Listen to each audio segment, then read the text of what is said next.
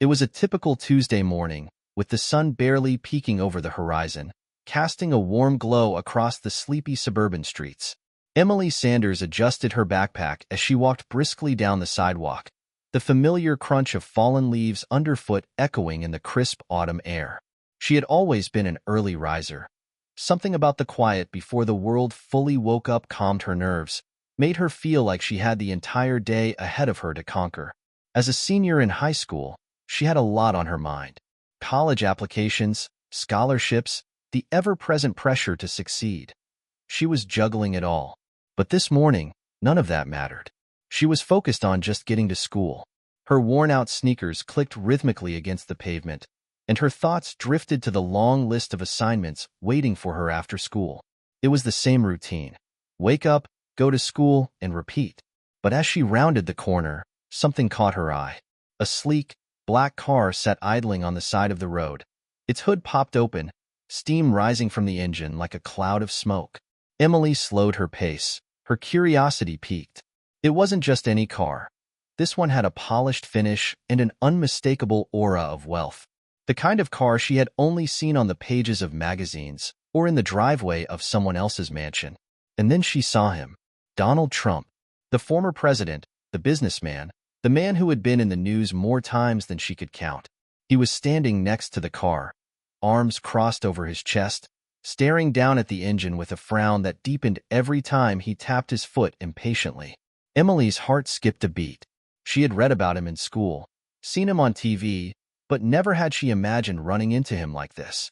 Of all the people to meet on her walk to school, it had to be him.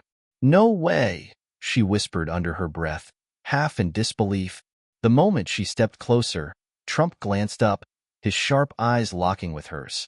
His expression was one of both annoyance and recognition, as if he'd expected this moment in some bizarre way. "Hey, kid, you know anything about cars?" he called out, his voice a mixture of frustration and hope. Emily froze. For a split second, she considered walking on. She was late for school, after all, but something made her pause. Maybe it was the absurdity of the situation. Maybe it was the fact that no one else was around to help. Or maybe, just maybe, it was the realization that this could be the weirdest, most unexpected opportunity of her life. "I mean, I know a thing or two," Emily said, shrugging nonchalantly. She wasn't sure why she said it. The words slipped out before she had a chance to stop them. Truth be told, she didn't know much about fixing cars. Her dad, a mechanic, had taught her the basics: how to check the oil, change a tire, and what to look for if the engine made strange noises. But that didn't mean she was qualified to help someone like him. Trump eyed her, a smirk playing at the corners of his lips. "Well, that's better than nothing," he muttered, walking toward the car. "I've got a deadline to meet, and I don't have all day to sit here. The damn thing won't start, and I'm running out of options." Emily glanced at the car again, more carefully this time. The sleek body, the shiny rims, the iconic brand. It looked expensive, high-end, a far cry from the clunker her dad worked on in the garage. She could feel the weight of the moment hanging in the air. Was she really about to try to fix Donald Trump's car? Taking a deep breath, she stepped forward. "All right, I'll give it a shot," she said, more confidently than she felt. Trump raised an eyebrow. "You sure?" Emily nodded. "Yeah, why not? What's the worst that can happen?"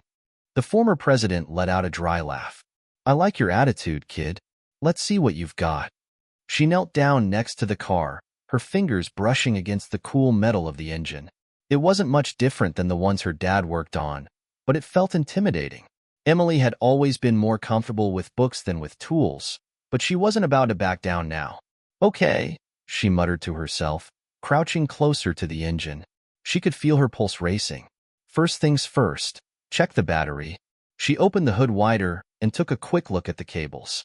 The battery terminals were loose, just like her dad always said they would be if the car started acting funny.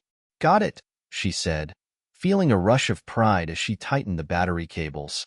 A simple fix, but one that could make all the difference. Trump watched her work, his arms still crossed, his eyes narrowed in silent observation. "You really know what you're doing, don't you?" he asked, his tone softer now, almost impressed. "I know enough," Emily replied with a shrug. trying to act nonchalant. With a final twist of the wrench, she wiped her hands on her jeans and stepped back. Okay, give it a try now. Trump raised an eyebrow again, clearly skeptical. But he slid into the driver's seat, turned the key, and to Emily's surprise, the car roared to life. The engine hummed smoothly, a satisfying sound that made Emily's heart skip a beat. Trump leaned out of the window, a grin spreading across his face. Well, I'll be damned. You actually did it. Emily blinked, still in shock that she had just fixed a car that wasn't even hers, and certainly not something she thought she'd ever be able to fix. The former president of the United States was smiling at her. You're good, he said, his voice a bit softer than she expected. You should think about doing this for a living. Emily's mind was racing. She just helped Trump, of all people, with something so simple, and yet it felt like a moment that could lead to something much bigger. Thanks, she said, still trying to catch her breath. Trump started to pull away, but then paused, rolling down the window again. You ever think about working for someone like me? He asked, an unreadable look on his face. I could use someone with your skills. Emily blinked, unsure of what to say. She didn't have time for this. She had to get to school. But there was something about the way he asked, something that made her wonder if this encounter was more than just a fluke. I don't know, she stammered, still processing the whole situation. I've got to go. Trump nodded, as if he understood. All right, kid. Keep an eye on your future. You never know where it'll take you. With that, he drove off, leaving Emily standing there on the sidewalk, her heart still racing, wondering if she had just made a huge mistake, or perhaps the smartest decision of her life. What just happened? She whispered to herself, feeling the weight of the moment settle in. The road ahead had just changed, and she had no idea where it would lead. But one thing was certain. This was only the beginning. Hit subscribe and leave a comment with where you're watching from. This story might just spark a new beginning. What's one thing that always pushes you forward, even when things get tough? Emily's mind buzzed as she made her way to school, but not with the usual thoughts of homework or friends.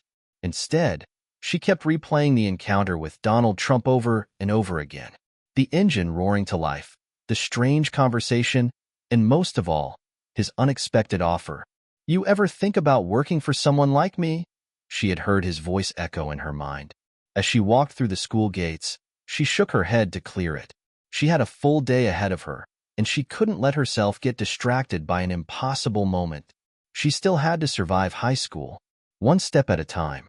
Growing up in a small town just outside of Boston, Emily Sanders never imagined she'd end up in a situation like this, fixing Donald Trump's car, no less. She was used to living in the shadows, always the quiet girl with a dream, the one who kept her head down and worked hard to escape the small world she knew.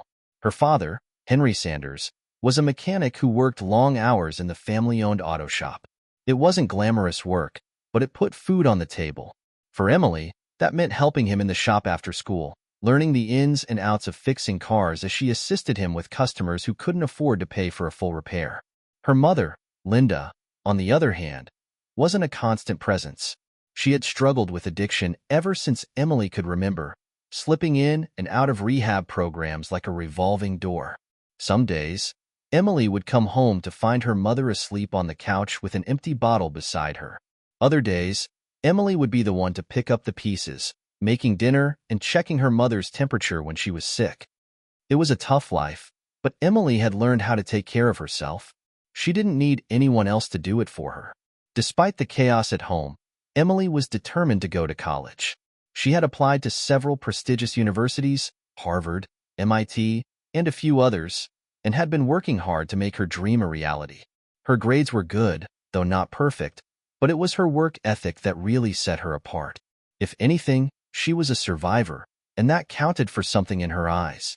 At school, Emily was more of an observer than a participant.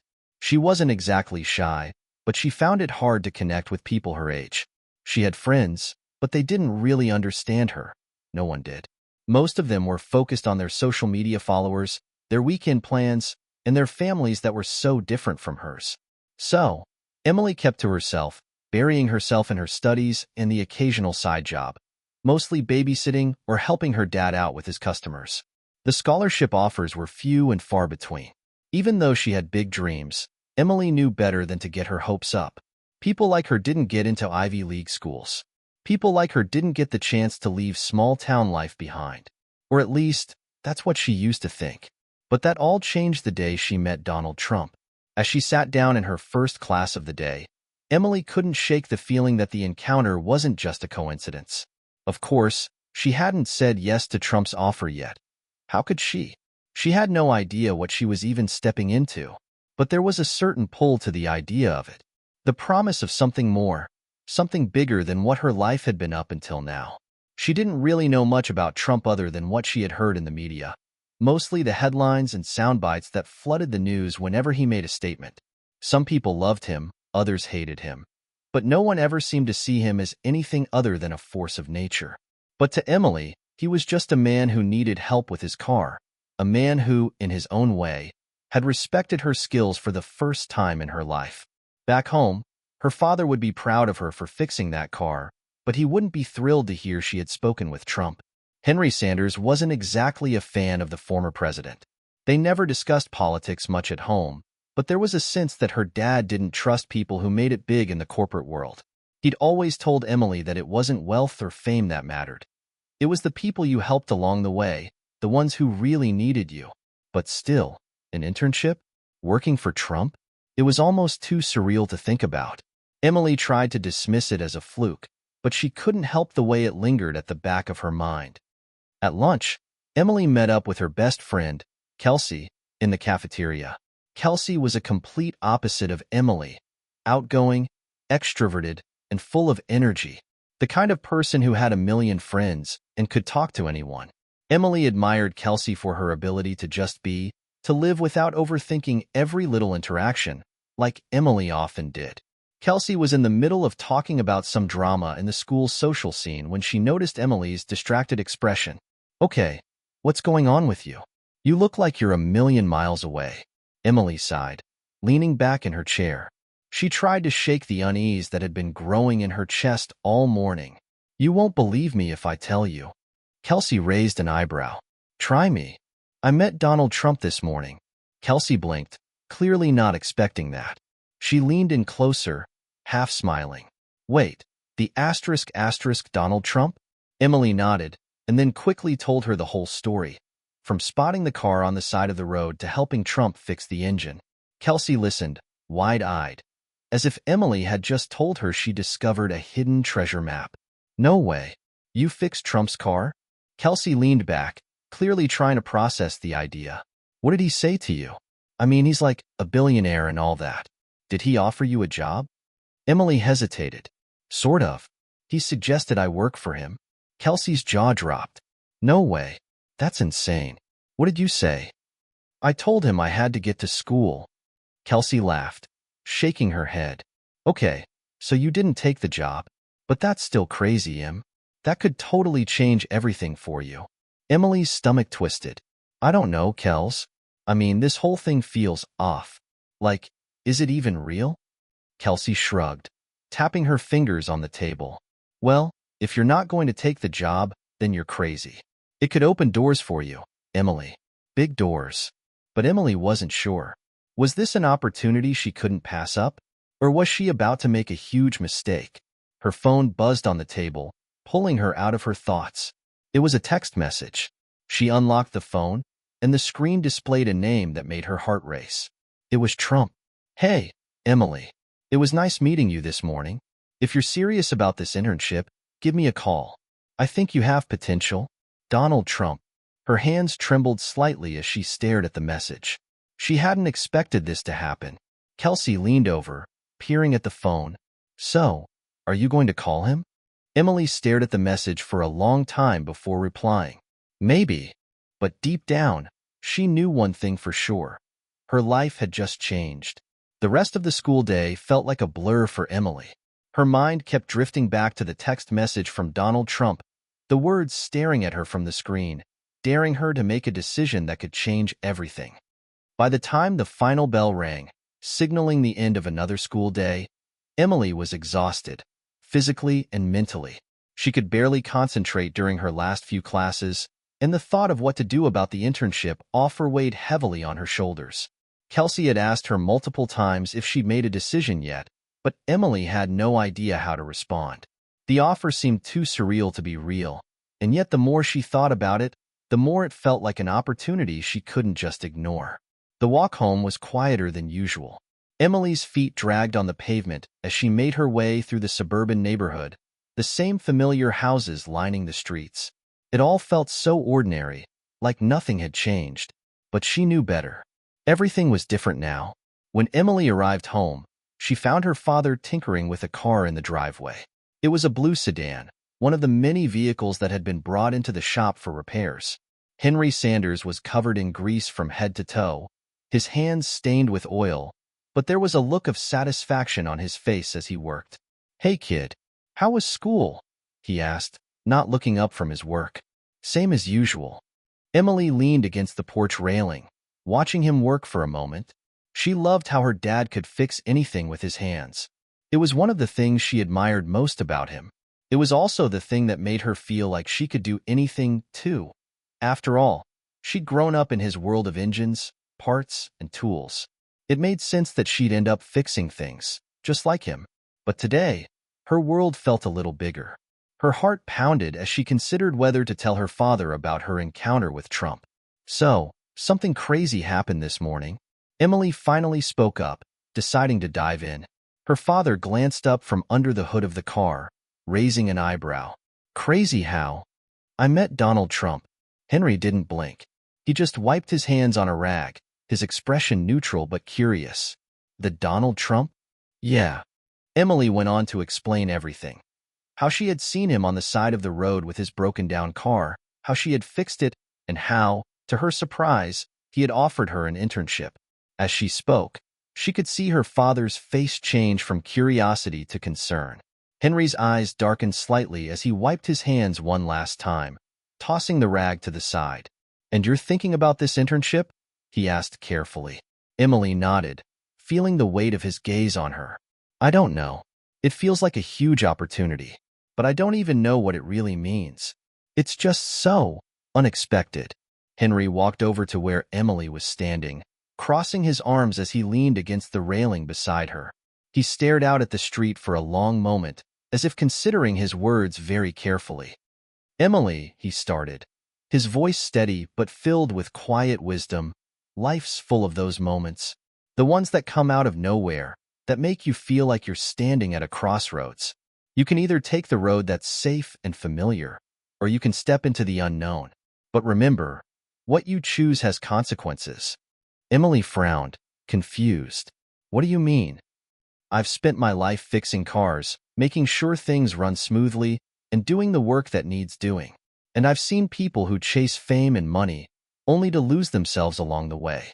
Trump's world, it's not the same as ours. It's a whole different game. But this could be my chance to get out of here, Dad.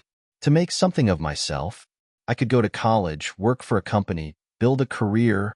I could do something big." Her voice wavered as she spoke, the words feeling like they were both a dream and a responsibility. Her father's gaze softened, but there was still a seriousness to his tone. "I want you to chase your dreams, Emily. I do. But don't let anyone tell you that you need to leave everything behind to make it happen. Don't let ambition blind you to what really matters. It's not about the money, or the fame, or even the job. It's about who you are at the end of it all. You'll find your way, one way or another." Emily swallowed hard, feeling a lump form in her throat. "I don't know if I'm ready to walk away from everything I know, but I don't want to stay stuck here either." Her father reached out and placed a hand on her shoulder. "You don't have to walk away to find yourself, Emily. Sometimes, the best path forward is the one you make yourself. And if you do decide to go down that road, just make sure you're doing it for the right reasons. Don't lose sight of who you are in the process." The conversation lingered in the air like a heavy fog. Emily didn't know what to say, but she nodded quietly, taking in her father's words. "Thanks, Dad." She felt a sense of comfort, mixed with the realization that she had to make this decision on her own, without anyone pushing her one way or the other. After dinner, Emily retreated to her room. The house was quiet, the sound of the TV filtering in from the living room as her father and mother relaxed. She sat at her desk, staring at the screen of her phone, the text message from Donald Trump still sitting there, waiting for a response. Her fingers hovered over the keyboard, unsure. "Hey, Emily. It was nice meeting you this morning. If you're serious about this internship, give me a call. I think you have potential. Donald Trump." She reread the message again. Potential. What did that even mean? Was she really ready to dive into a world she knew so little about? A world so far from the one she had grown up in? As her fingers hovered over the keys, she took a deep breath, thinking about what her father had said. The crossroads. The choices. The unknown. The phone buzzed in her hand. Emily glanced down. It was a call from Kelsey. "Hey," Emily answered, trying to mask the tension in her voice. "What's up?" "So, have you called him yet?" Kelsey asked eagerly. Emily exhaled slowly. "No, I'm still thinking about it." "You should do it, Em. Seriously, this could be huge." Emily paused, glancing at the phone screen again. Her mind was spinning with the possibilities, with the doubts, with everything. But at that moment, she realized one thing.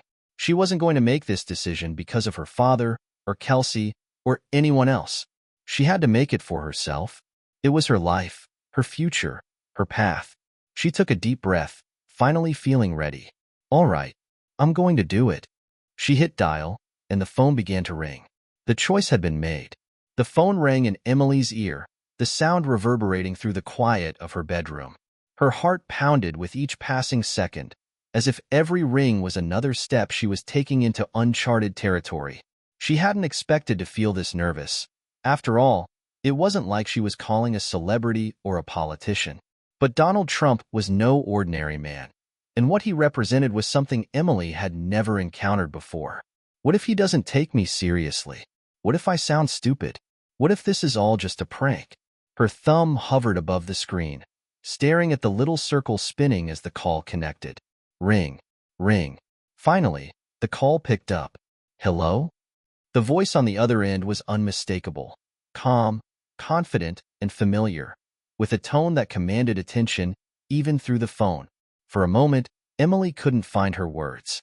All the nerves, all the uncertainty, came crashing down in a wave. Her mouth went dry. Hi, Mr. Trump." Her voice sounded smaller than she had intended, but she pushed through. "It's Emily. From this morning. We met on the side of the road." There was a brief pause, and then she heard him on the other end, chuckling softly. "Ah, yes. I remember. Emily, right? The young mechanic who knows her stuff. How's everything going?" His voice was warm, but there was an undercurrent of businesslike efficiency. It was as if she were already a part of his world, and this was just a continuation of the conversation they'd started earlier. "Everything's good. I just wanted to call you back. About the internship." Emily cleared her throat, trying to keep her composure. "I've been thinking about it, and well, I'm interested. I just wanted to know more about what it would involve." Another pause. Emily could hear him shifting slightly on the other end of the line, and for a moment, she wondered if she had said something wrong. "I like that you're serious," he replied after a moment. "Look, Emily, I don't make offers like this to just anyone, but you've got something that a lot of people don't, practical skills. You can fix things. You think outside the box, and that's what I need. Not just some kid looking to get ahead, but someone who's willing to work hard, learn, and make an impact." Emily's pulse quickened. Was he saying what she thought he was saying? Was he actually considering her for an internship? "Okay," she said, her voice steadier now, though still uncertain. "But what exactly would I be doing? I mean, it's hard to imagine working for you." Trump's voice became more focused, like he was talking business now, not small talk. "You'll be shadowing my team, learning how things are done in the real world. We've got projects in construction, real estate, and even some work in politics. It's not going to be glamorous all the time, but you'll learn more than you ever could in a classroom. You'll work directly with people who make decisions, who influence millions. You'll be part of something big." Emily felt her stomach twist. It all sounded so overwhelming. She had never imagined that she'd be a part of anything remotely like that, let alone in Trump's world. But the part that caught her attention the most was the promise of real, hands-on experience. She had spent so many years working in her dad's garage, fixing cars, watching her father grind every day to make ends meet. To suddenly be offered a chance to be a part of something at this level, something that could propel her out of her small-town life and into a future she had only dreamed of, was almost too much to process. Her mind raced. And how would I get started? Trump didn't miss a beat. I'll have someone reach out to you to set up an official meeting. They'll walk you through the paperwork, and we'll start you on a trial run. If you do well, we'll talk about next steps. But remember, this isn't going to be a free ride. It's hard work, and there's no guarantee of success. You've got to prove you've got the drive to make it. Emily nodded, even though he couldn't see her. I understand. I'm ready for the challenge. Good. That's what I like to hear. We'll be in touch soon. There was a brief silence before he added, By the way, Emily, I think you're making the right decision. Sometimes, a single moment can change the course of your life. Don't take it lightly. With that, the line went silent, and the call ended. Emily stood there in the quiet of her room for a long moment, the phone still pressed to her ear as if she were expecting him to speak again. What just happened? She wasn't sure how to process it. In some ways, it felt like a dream, and in others, it felt like the moment everything would change. Slowly, she dropped the phone onto her desk and walked over to her window. The neighborhood outside was as quiet and familiar as ever. The houses across the street, the trees lining the sidewalks, even the distant hum of traffic on the main road. They all seemed so distant now. She'd just been offered a chance to step into a world so different from the one she knew, and she couldn't decide if she was terrified or excited. Her phone buzzed again. Emily picked it up, her hands still shaking slightly. It was a text from Kelsey. You did it, didn't you? You called him. Emily smiled faintly and quickly typed back. I did. It's real. He wants me to start soon. Kelsey's reply came almost instantly. I knew it. You're going to do amazing things, Emily. This is your chance to make your dreams happen. Don't mess it up. But as Emily stared at the message, the weight of her decision settled in. There was no turning back now. She had stepped into a new world, one that could either make her future or break it. As she gazed out the window, she couldn't help but wonder what would happen next. Would she survive in a world so far removed from the one she knew? Could she prove herself in a place where only the strongest thrived? The uncertainty lingered, but one thing was clear. Emily was no longer just a small-town girl who fixed cars in her father's shop. She had just been given a key to a world of opportunity, and now, the only thing left to do was turn the lock and see what lay beyond. That night, as she lay in bed, Emily couldn't sleep. Her mind raced with the possibilities, with the challenges, and with the fear of what lay ahead. But one thing she was sure of. For the first time in her life, she had a chance to choose her own path. And she was going to take it. The morning of her first day at the Trump Organization felt like stepping into a different world. Emily stood in front of the mirror, adjusting the collar of the jacket she had borrowed from her mom, which was a little too big but still made her feel like she was playing the part. She'd spent the last few hours preparing, Googling, researching, trying to get a sense of what to expect. But no amount of preparation could ease the butterflies that were fluttering in her stomach. The reality was setting in.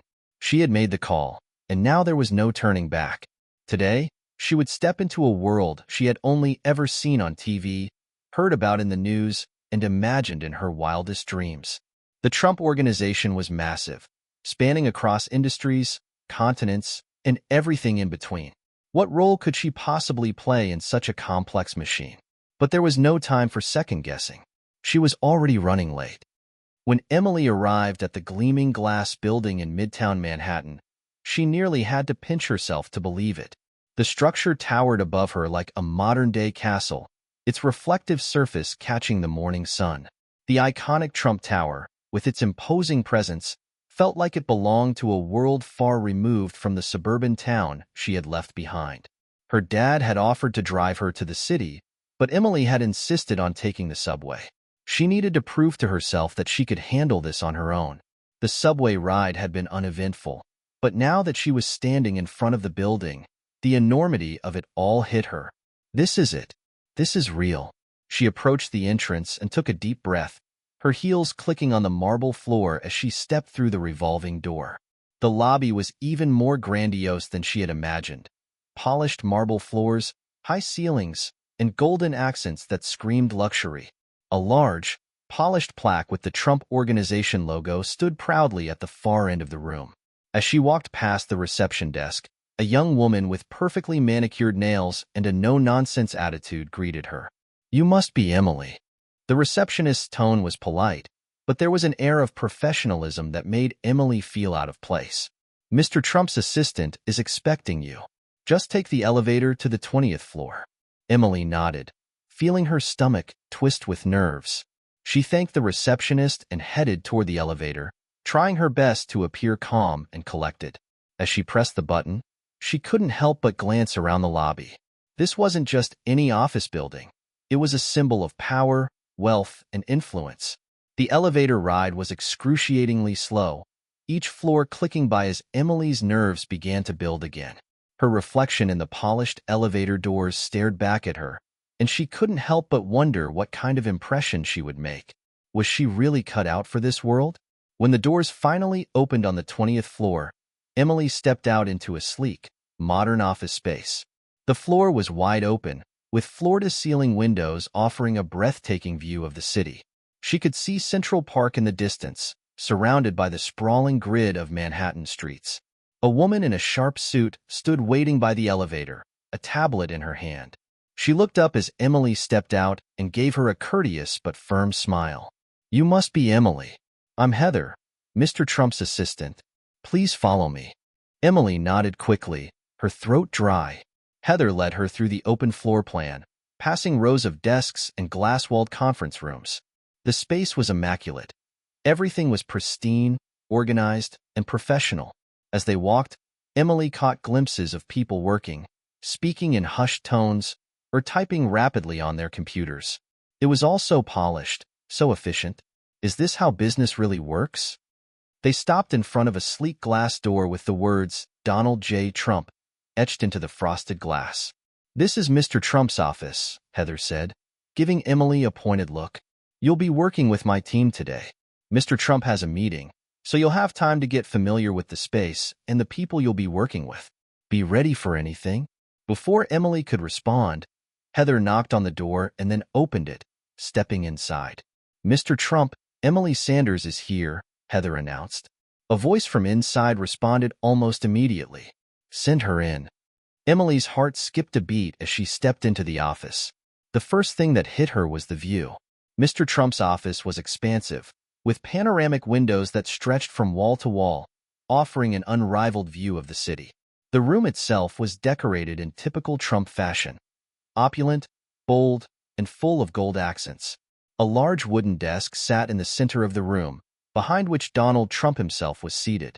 He looked up from a stack of papers as she entered, his sharp eyes scrutinizing her as if he were sizing her up. "Emily," he said with a nod. "Good to see you."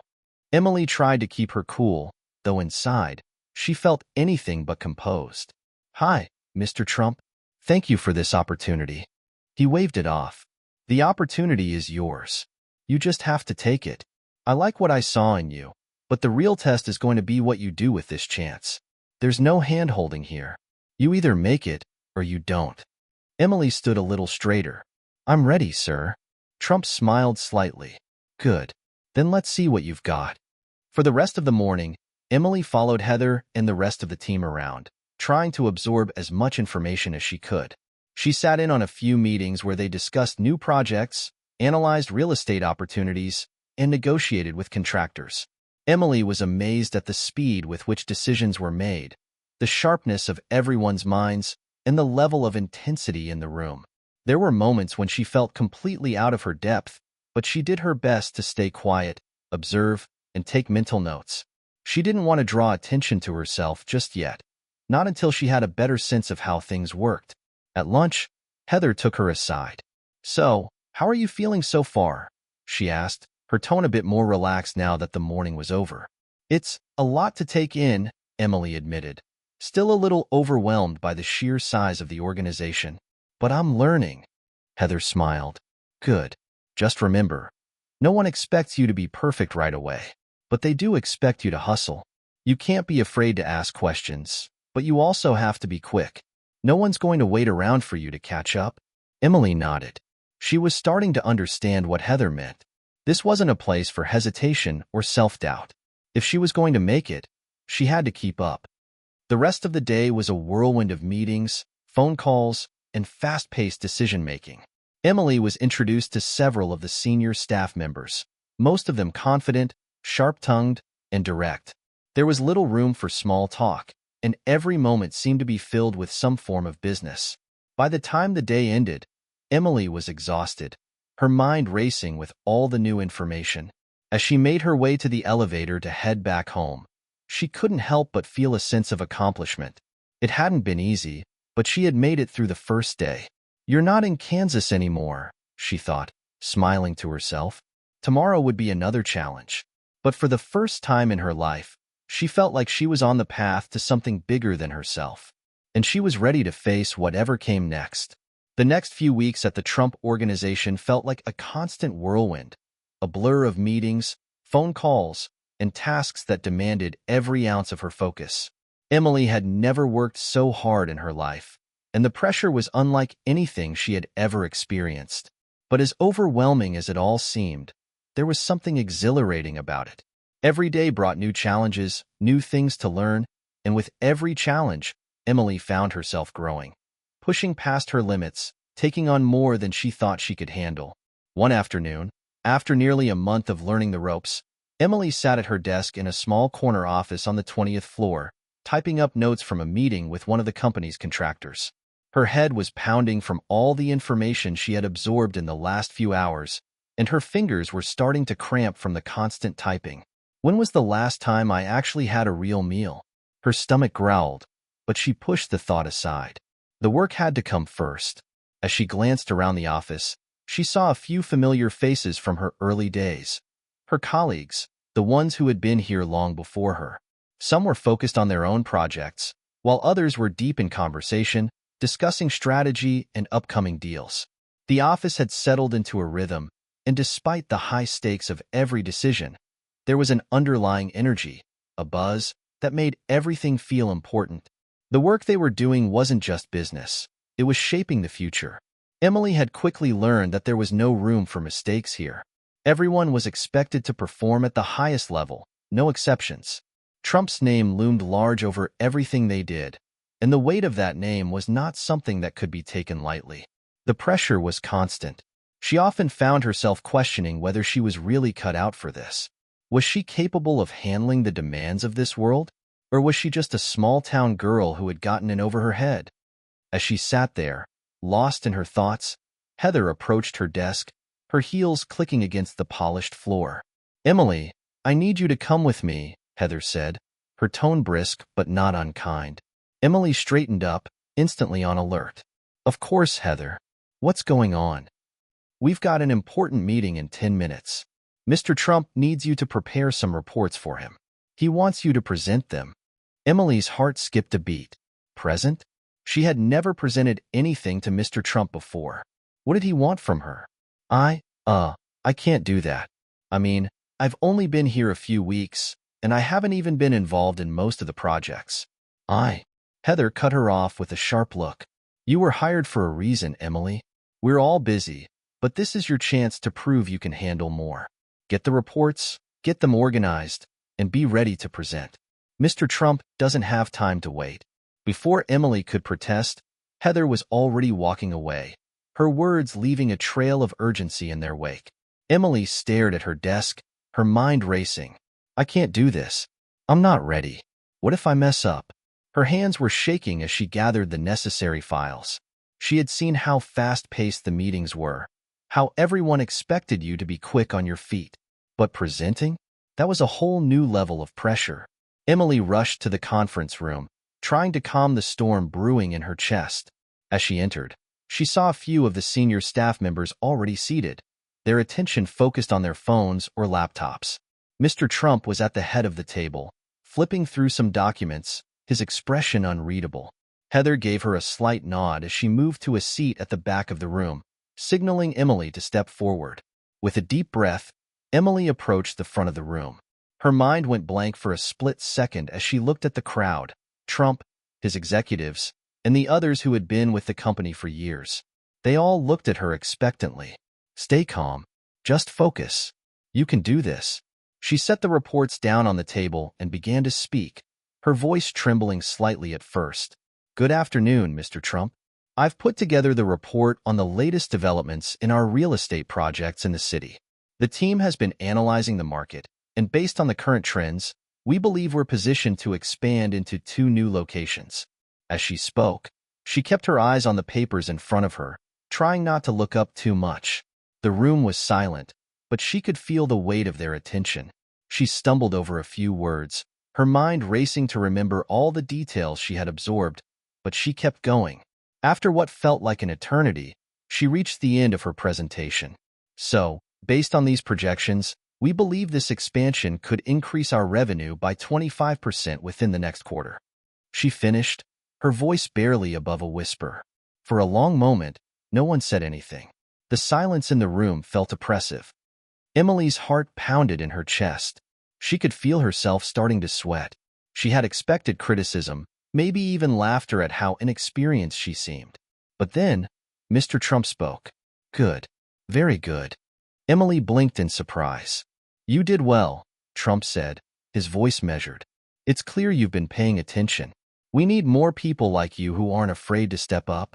There was a pause, and then one of the senior executives, a tall man with sharp eyes, nodded in agreement. Yeah, I'm impressed, he said. You got right to the point. A lot of the new hires would have fumbled through something like this. Emily's relief was immediate, but she didn't let herself relax just yet. She had a lot more to prove. Thank you, she said quietly, nodding to the room. I'll make sure to keep up the good work. As the meeting continued, Emily found herself lost in her thoughts. The pressure hadn't let up, but something had shifted in her. She realized that no one here was going to hold her hand. She had to push herself, constantly, to prove she belonged. The rest of the afternoon passed in a blur. She sat through more meetings, answered emails, and worked on another report. But as the day wore on, she couldn't help but feel a growing sense of accomplishment. She had done something she didn't think she could do. And for the first time since starting at the Trump Organization, she felt like she was beginning to truly understand what this world was all about. Later that evening, Emily sat at her desk, reviewing the notes from the meeting. Her mind was still buzzing, but there was a new sense of confidence within her. She had survived her first big challenge, and somehow, she was beginning to realize that maybe, just maybe, she was ready for the next one. Tomorrow was another day, and she would have to keep proving herself. But for tonight, she allowed herself a small, quiet victory. I can do this, and she knew she would. The following week, the intensity of the Trump Organization showed no signs of letting up. Emily's desk became a base of operations, a spot to sort through reports, organize her thoughts, and field calls from various departments. She had quickly grown accustomed to the fast pace and high expectations, but something was different today. There was a palpable sense of anticipation in the air. Heather had been acting a little more stressed than usual, moving around the office at a brisk pace, her phone glued to her ear as she barked instructions to various team members. Emily tried not to get in her way, but she couldn't ignore the tension that seemed to be building with each passing hour. Then, just after lunch, it happened. Trump had called an impromptu meeting with his senior executives, including Emily. She wasn't sure why she had been invited. She was still considered a newcomer, after all, but there she was, sitting at the edge of the table, trying to absorb every word that was spoken. The air in the room was thick with expectation. We have a potential deal, Trump began, his voice cutting through the room like a knife. And I don't need to tell you how important this is. Emily straightened in her seat. A deal? A big one, from the sound of it. He flipped through a stack of papers, then looked up, his eyes scanning the room. This is a major real estate acquisition, a project that could set the tone for the next several years of our growth. We're talking about a multi-billion-dollar deal here. Emily felt her pulse quicken. She had read about deals of this magnitude in the news, but hearing about one firsthand was a completely different experience. The stakes were incredibly high. Trump didn't waste time getting to the details. We're in talks with a group of investors who want to sell us several properties across the city. If we close this, it'll put us in control of some prime real estate. The only problem is, they've got cold feet. They're worried we're going to back out last minute. There was a brief pause, and then Trump's gaze shifted to Emily. I need someone to handle the communications with these investors, someone they'll trust, someone who can smooth things over. Emily's stomach flipped. Was he really looking at her? She could feel the weight of his stare, and she suddenly realized she was the one he was referring to. Her mind raced. She had no experience negotiating multi-billion-dollar deals. But then, a voice inside her reminded her of everything she had learned in the past few weeks, the confidence she had started to build, the pressure she had learned to withstand. I'll do it, she said, before she could second-guess herself. The room went quiet for a moment, as if no one expected her to speak up. But Trump simply nodded, a slight smirk tugging at his lips. Good. I like that, he said. It's time you stepped up. You'll be working with Heather and me on this. If you screw this up, there's no coming back. But if you pull it off, we'll talk about your future here. Emily's breath caught in her throat. This was it. This was the moment that could define her career. Understood, Mr. Trump. Her voice was steady, despite the storm of nerves inside her. The next few hours were a whirlwind of preparation. Emily worked side by side with Heather, reviewing every aspect of the deal, trying to understand the nuances of the negotiation. The investors were known for being difficult, unpredictable, and had a reputation for backing out of deals at the last minute. This wasn't just a business transaction. It was a game of psychological chess. Emily pored over the files, running through different scenarios in her head and crafting potential talking points to calm the investors' nerves. She had never felt more in over her head, but at the same time, she knew that this was her opportunity to prove herself. If she could help close this deal, it would be a huge leap forward. As the afternoon wore on, the pressure intensified. Emily could see that Heather, though usually calm, was starting to crack under the strain. Her normally composed demeanor gave way to short, clipped instructions as she tried to juggle several tasks at once. Emily could sense that Heather, like Trump, expected perfection. But Emily couldn't afford to let herself get overwhelmed. She had to focus. She had to be sharp. I need to get in front of them, Emily said to Heather, after reviewing the latest communication with the investors. I need to speak to them directly. The numbers, the logistics, they're all fine. But this is about trust. Heather looked at her, clearly surprised by the suggestion. You want to meet with them yourself? Emily nodded. Yes. If I can reassure them, we can close this. But I need to show them that we're serious. That I'm serious. Heather hesitated, then nodded. All right. Let's make it happen. The next day, Emily found herself in the penthouse office of one of the lead investors, a suave businessman named Charles Hargrove. He was tall, with slicked back hair, and an air of confidence that matched the wealth he represented. His office was luxurious, with views that stretched across the city skyline, and it exuded a sense of exclusivity. Emily was ushered into the room, her heart racing with every step. She was greeted with a firm handshake, and Hargrove immediately motioned for her to sit across from him at a massive mahogany desk. His eyes, sharp and calculating, never left hers. So, Miss Sanders, Hargrove began, his voice low and smooth. What makes you think this deal will go through? Why should we trust your company? Emily took a deep breath, steadying herself.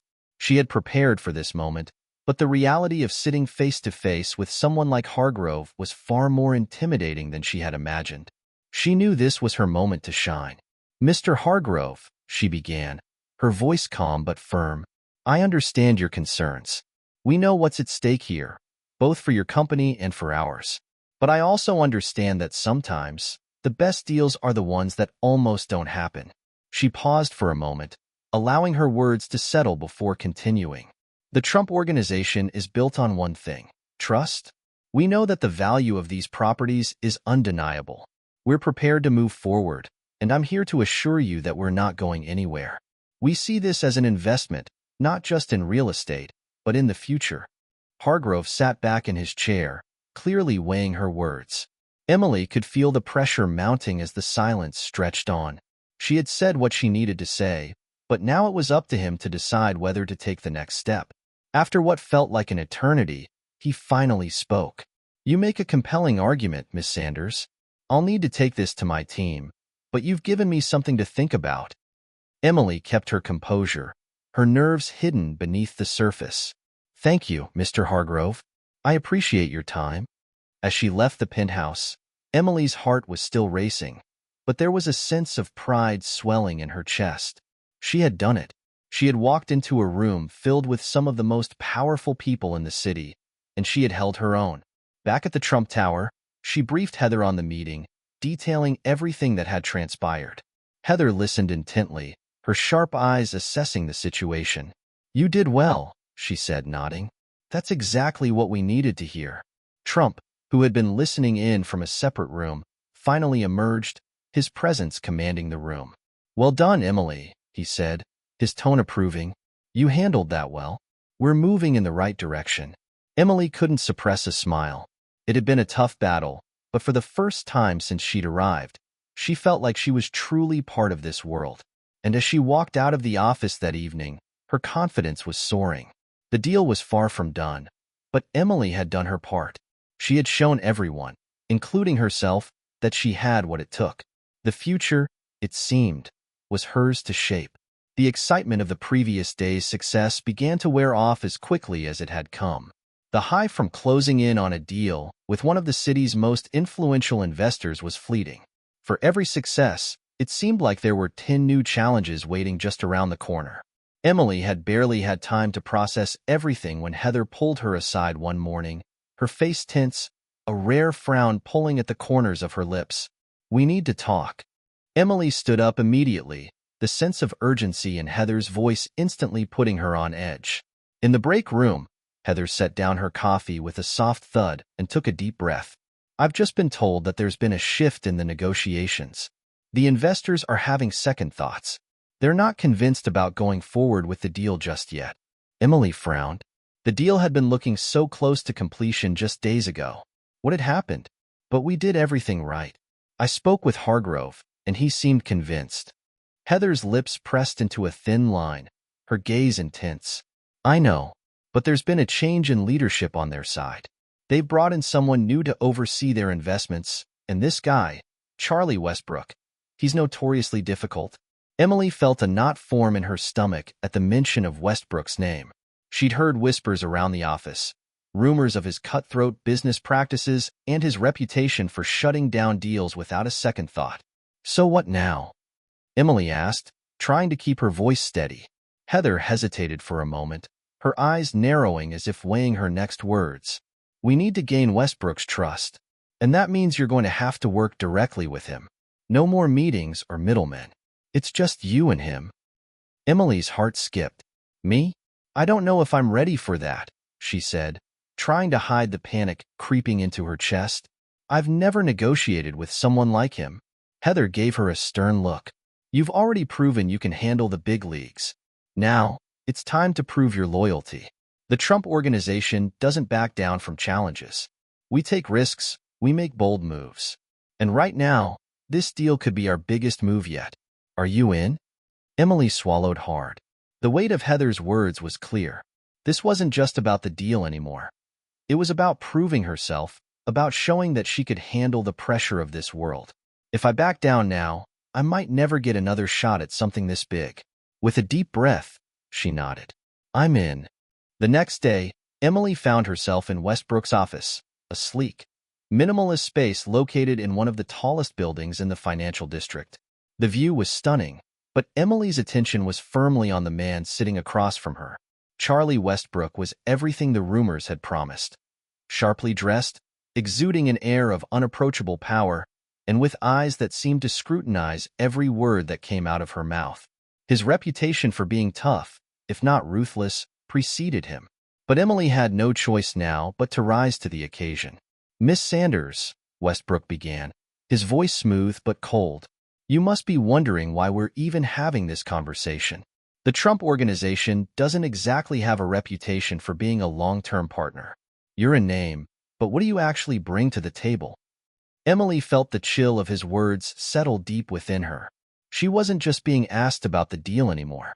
She was being questioned, tested. Everything she had done until now was being evaluated. Taking a deep breath, Emily straightened in her chair, locking eyes with him. What I bring to the table, Mr. Westbrook, is vision. The Trump Organization doesn't just buy property. We create opportunities. We transform spaces into landmarks. This deal isn't just about real estate. It's about shaping the city's future. Westbrook's lips twitched slightly, as if intrigued, but his eyes remained guarded. Bold words. But I'm not interested in promises. I want guarantees. Emily felt a bead of sweat slip down her back. This is it. This is the test. She leaned forward, choosing her words carefully. I can guarantee that this is a project you'll be proud to be a part of. But I can also guarantee that if you back out now, you'll be left behind. The city is moving forward, and this project will be part of that growth. If you don't get on board, you'll be watching from the sidelines. Westbrook's expression darkened, but there was something about her words that seemed to land. His gaze softened just a fraction. You're a lot more persuasive than I thought, Miss Sanders. But persuasion won't be enough to close this deal. You'll need to prove it to me. To all of us. There's one last thing I need to see before I can even consider moving forward. Emily's stomach dropped. What's that?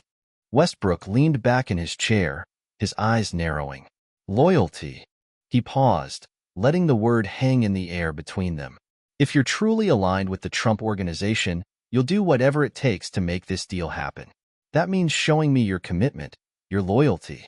And that might not be something you can fake. The word stung. Loyalty. What did he mean by that? But Emily didn't flinch. Instead, she met his gaze with newfound resolve. I am committed to this deal, Mr. Westbrook. I'm committed to making it work, no matter the cost. If that's what it takes for you to trust me, then I'll do whatever is necessary. There was a long silence, as if Westbrook were measuring her very soul. Finally, he nodded, a small, approving gesture. All right, Miss Sanders, you've got my attention. Let's see if you can deliver. The meeting ended shortly thereafter, and Emily left his office with a sense of accomplishment, but also a heavy burden. She had passed the first test, but what would the next one look like? And what, exactly, was he asking of her when it came to loyalty? She had no idea, but she had crossed a line. There was no going back now. Back at the Trump Tower, Emily updated Heather on the meeting, and despite her usual stoic demeanor, Heather couldn't hide a small smile. You did good, she said, but don't let your guard down. Westbrook plays a different game. He'll push you harder than anyone else. Just remember, loyalty is everything here. And sometimes that means making hard choices. Emily nodded, but the weight of Heather's words didn't fully sink in until later that night, when she was alone in her apartment, staring at the city lights outside her window. Loyalty. What did that mean? She thought back to the days when she first joined the organization. The excitement of proving herself. The thrill of closing the deal with Hargrove. But now, with Westbrook's words echoing in her mind, everything felt different. She was in too deep to walk away, and the price of loyalty was higher than she had ever imagined. Whatever came next, she knew she'd have to decide who and what she was willing to sacrifice. The days following her tense meeting with Charlie Westbrook felt like a blur. Emily threw herself into work, the adrenaline of the deal fueling her every move. But beneath the surface, there was a growing sense of unease. Westbrook's words about loyalty haunted her, gnawing at the back of her mind.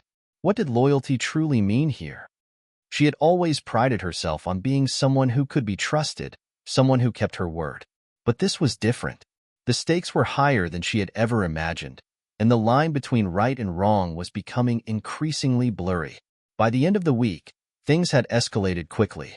The pressure of the negotiations was mounting, and Emily had become the go-between for nearly every critical communication with Westbrook and his team. Every time she picked up the phone, her stomach tightened in anticipation, wondering if today would be the day the deal finally fell through. It wasn't just the investors causing trouble. There were internal conflicts within the Trump Organization itself. Whispers in the hallways hinted at power struggles, with some senior executives questioning the direction the company was headed under Donald Trump's leadership. Emily didn't know the details. She wasn't privy to those kinds of conversations. but the tension in the air was undeniable. It was as if everyone was waiting for the other shoe to drop. One afternoon, just as Emily was about to leave for a meeting with Westbrook's team, she received an unexpected call from her younger brother, Adam. He'd been away at college, and they hadn't spoken much lately. Emily felt a pang of guilt, but she answered the phone quickly, relieved for a brief break from the constant pressure. "Hey, Em. How's everything?" Adam's voice was cheerful, but there was something in his tone that felt off. Emily leaned against her desk, trying to shake off the heaviness of the past few days. "Busy. Just trying to keep up with work. How about you? Everything good?" There was a long pause before Adam answered. "Actually, I've been meaning to talk to you about something." Emily's heart skipped. "What's up?" "It's about Dad." Her stomach dropped. The mention of their father always carried a weight of its own. Their father had been an ambitious entrepreneur in his own right, but after a series of bad investments and a messy divorce, he had fallen out of Emily's life completely. He'd left them when Emily was just 16, and since then, she'd worked hard to build her career without his influence or support. "What about him?" Emily's voice was more guarded than she intended. Adam's voice softened, his words coming slowly. "He's in some kind of trouble. I don't know all the details, but he's in debt. Big time. And he's asking for help." Emily's pulse quickened. The last thing she wanted was to get tangled up in her father's mess again. He'd made his choices long ago, but the sense of duty she'd always felt toward her family stirred something deep within her. "How bad is it?" she asked, her voice low. "Bad. He's lost a lot of money, and now some shady people are after him. I don't know what to do." Adam's voice cracked, and for a moment, Emily could hear the uncertainty and fear in his words. Emily stood up, pacing the room. This was the last thing she needed. The pressure from Westbrook, the negotiations, the Trump organization. It all felt like too much to handle. But family was family. If Adam needed her, she couldn't just turn her back on him. "I'll figure it out, Adam. Just hang tight. I'll take care of it." She hung up the phone, her mind racing. How was she supposed to balance her family's needs with the high-stakes business world she had so recently entered? Every decision she made felt like it had a ripple effect, no matter how big or small. The next morning, Emily sat across from Heather in the office, still reeling from the phone call. Heather's expression was neutral as she read through a stack of reports, but Emily could tell something was off. Heather had been unusually quiet lately, and her smile had become rare, even more guarded than before. "Hey, Heather, can we talk?" Heather looked up, her eyebrows knitting together in concern. "Of course. What's on your mind?" Emily took a deep breath, trying to gather her thoughts. "It's about the deal. And something personal. I don't know how to juggle it all right now." Heather put the reports down, giving Emily her full attention. "Talk to me. You know I've got your back." Emily hesitated for a moment, before the words spilled out. "My dad's in trouble. He's in debt. And now he's asking me to help him out. I don't know what to do. I can't afford to take my eye off this deal, but I also don't want to let him sink." There was a long pause before Heather spoke. Her voice was softer than usual, but there was a firm edge to it. "You're in a tough spot, Emily, and I get it. Family's family, but you can't let him drag you down. You have a chance here, one that most people could only dream of. If you let yourself get distracted by this, it might cost you everything." Emily felt a pang in her chest. "But if I don't help him, who will? I can't just walk away from my family." Heather gave a slow shake of her head. "No one's asking you to walk away. But you need to decide what you want, Emily. If you want to be part of this world, the Trump organization, the business world, you can't let yourself get pulled in every direction. Loyalty is key, remember? And right now, your loyalty needs to be to your future." The words stung, but Emily knew Heather was right. She couldn't afford to let her father's problems jeopardize everything she had worked for. As the day wore on, Emily's mind raced.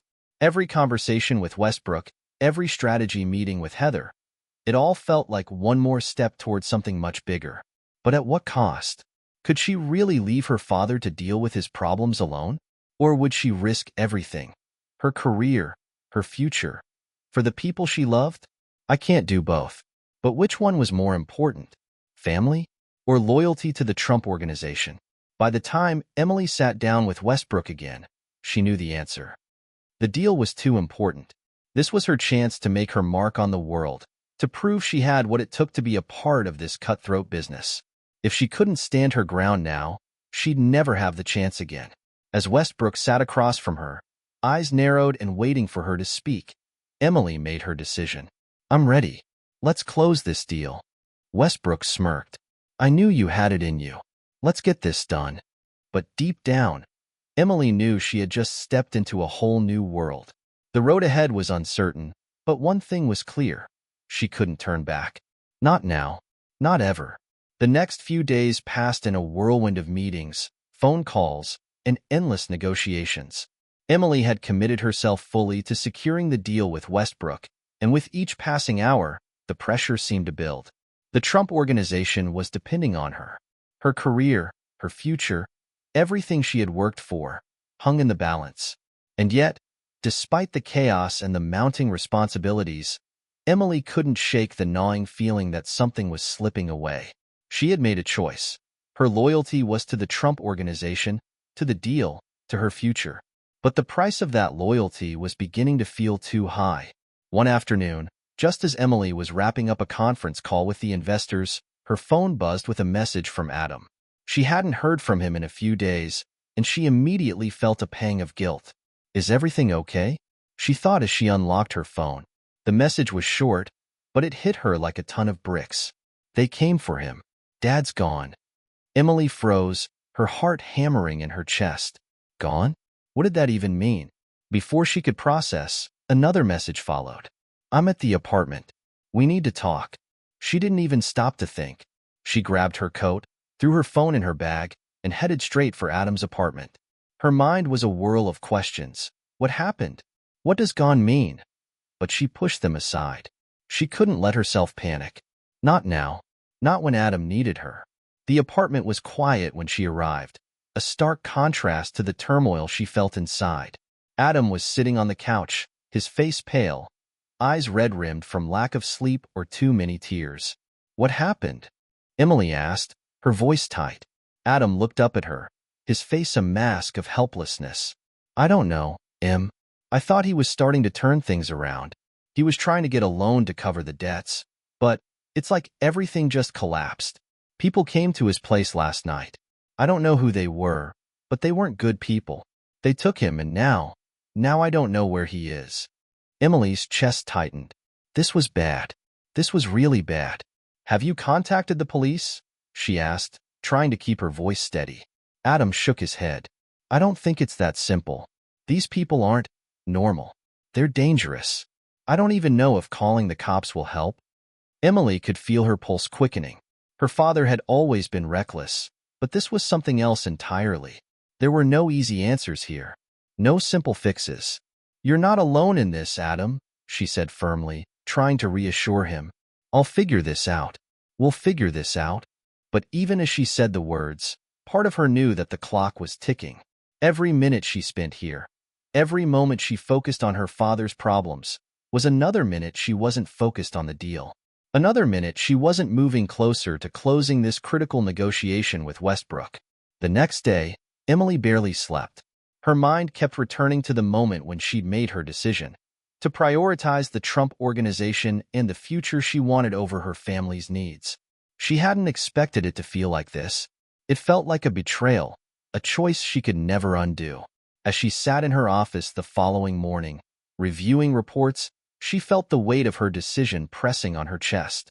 She couldn't tell Heather about what was going on with her father. She couldn't afford to be distracted, not now. But how long could she keep up this facade? The knock at her door snapped her back to the present. It was Heather, her face unreadable as she stepped inside. "How's it going?" Heather asked, her voice casual, but Emily could sense the underlying tension. "It's moving forward," Emily replied, forcing a smile. "Westbrook's team is on board.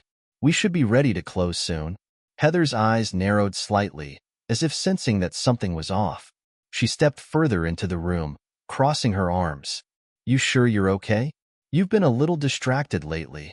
Emily tried to steady herself. She couldn't afford to show weakness, not now. But there was something in Heather's gaze that made Emily feel exposed, as though her every move was being analyzed.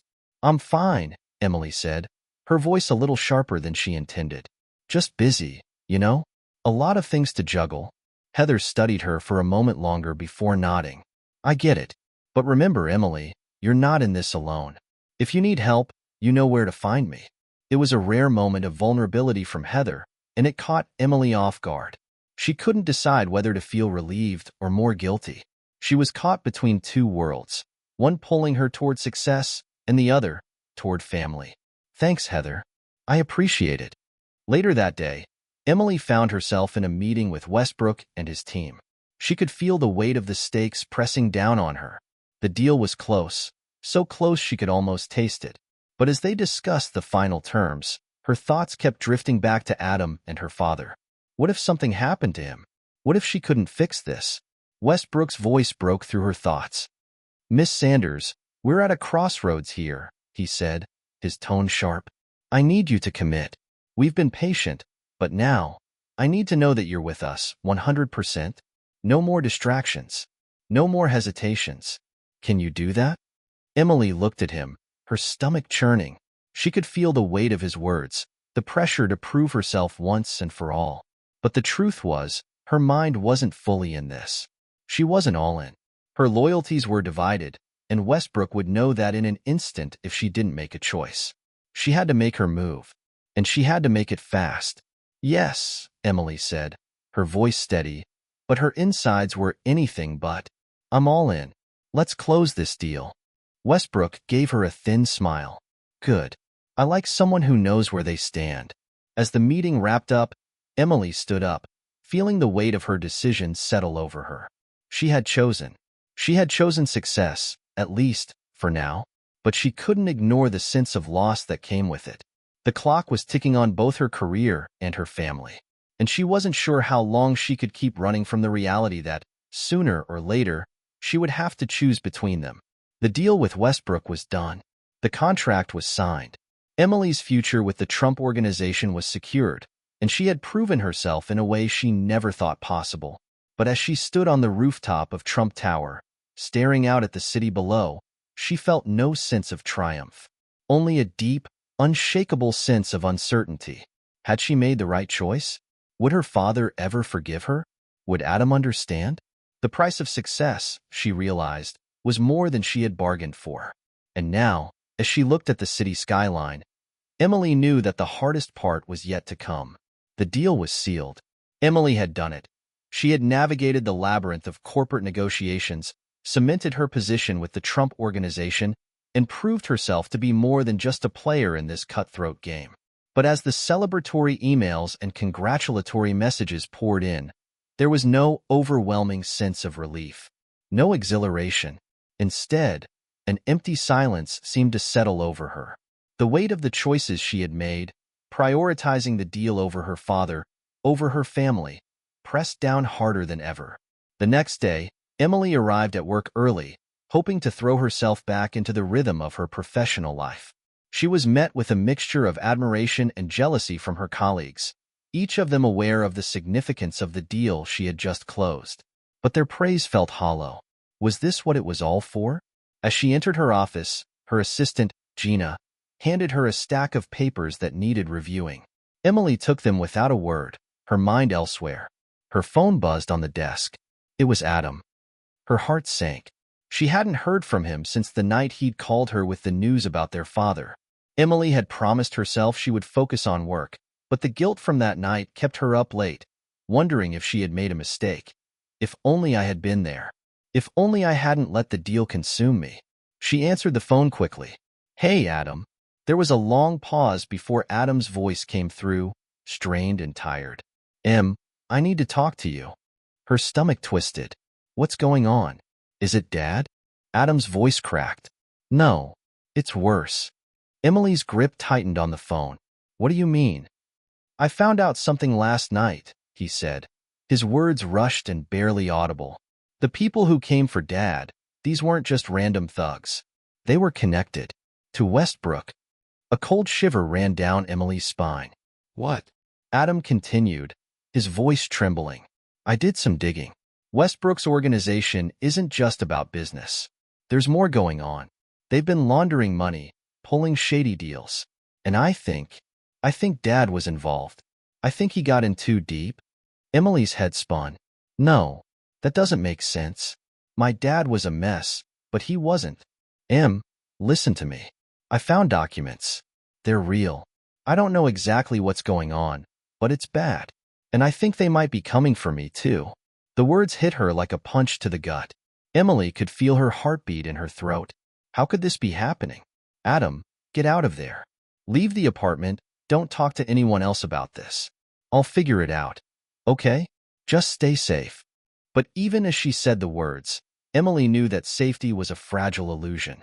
This wasn't just about family anymore. It wasn't even about her career. This was something much bigger, a web of corruption that, if she wasn't careful, could swallow her whole. For the rest of the day, Emily tried to focus, tried to shut out the panic that clawed at her insides. But the reality of what Adam had said kept circling her thoughts. Westbrook? Corruption? Was her father just another pawn in his game? Her phone vibrated again, and it was Heather calling. Hey, how's everything going? Big day? Heather's voice was upbeat, but Emily could hear the tension in it. Heather had noticed something was off. I closed the deal, Emily replied, forcing a smile she didn't feel. But there's something I need to talk to you about. It's about Westbrook. There was a pause on the other end of the line. Westbrook?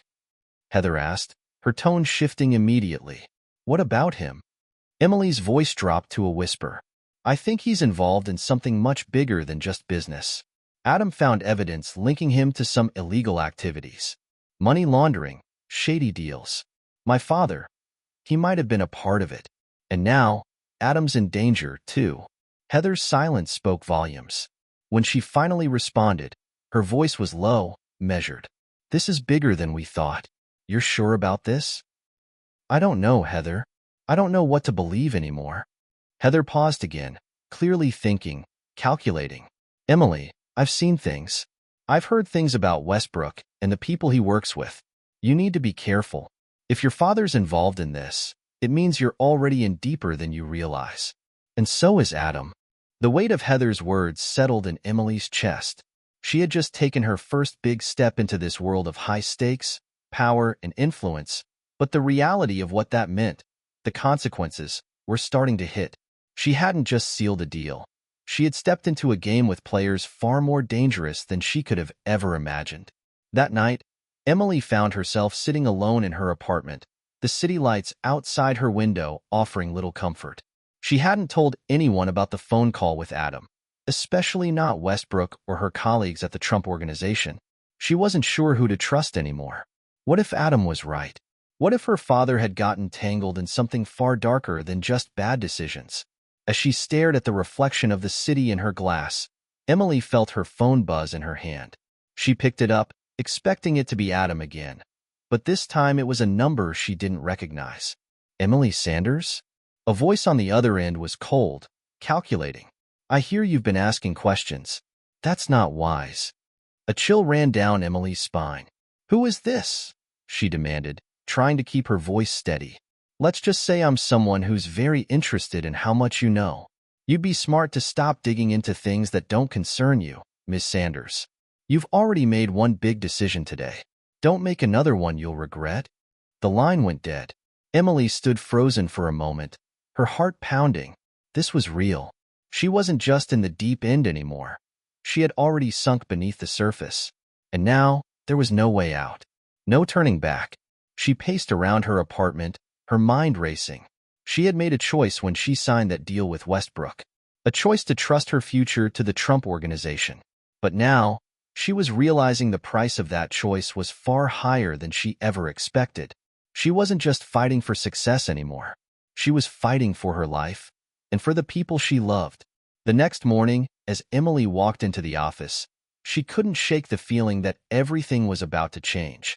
The world she had once known was crumbling, and she was right at the center of it. The question now was, how far was she willing to go to protect her future and her family?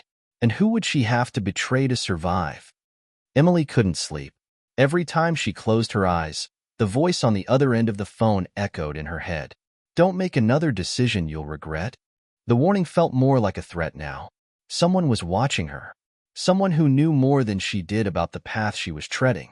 And every step she took, every phone call she made, was being tracked.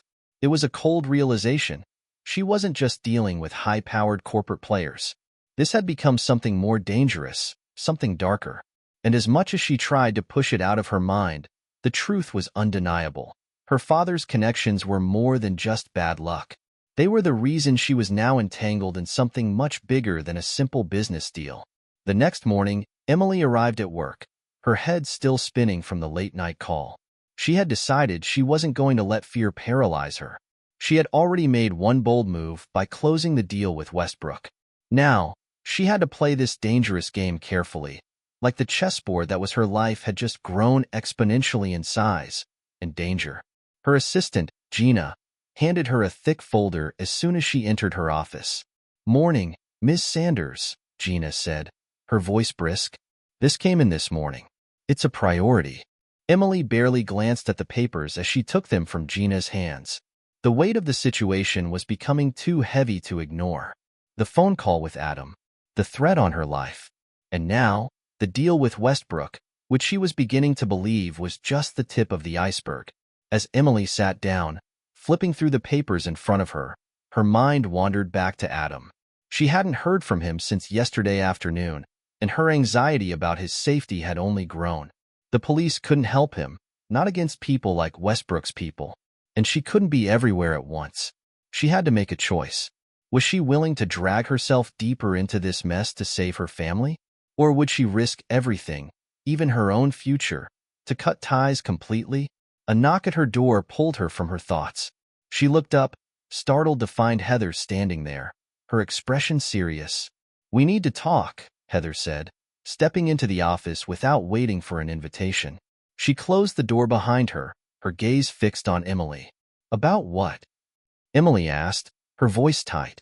She could feel the weight of the room pressing in on her. "About you. About everything that's been happening. I've been hearing things. People are talking, Emily. They're wondering how you managed to land the Westbrook deal so fast. How you've suddenly become the star of this whole operation." Emily's stomach churned. "Heather, I didn't do anything out of the ordinary. Just kept my head down and worked." But Heather didn't seem convinced. No one gets ahead this quickly without making a few sacrifices along the way. "Tell me, Emily, what did you have to give up to get where you are now?" The question hit her like a punch in the gut. Emily's mind raced. Heather was no fool. She had to know something Emily had tried so hard to hide. But she couldn't afford to let anyone see the cracks in her carefully constructed facade. "I'm just focused on the business, Heather. That's all." But Heather wasn't buying it. "I've seen you push harder than anyone else here, but I've also seen the toll it's taken on you. It's like you've become a different person." Emily's breath caught. "What are you trying to say?" Heather stepped closer, lowering her voice. "I'm trying to say you're in over your head, Emily. I don't know exactly what's going on with your family, but something's off. People don't just vanish, especially not when they owe money to people like Westbrook. And I think you know more than you're telling me." Emily stiffened, her pulse quickening. "Heather, I don't know what you're talking about." But Heather wasn't backing down. "Look, I'm not trying to play the hero here.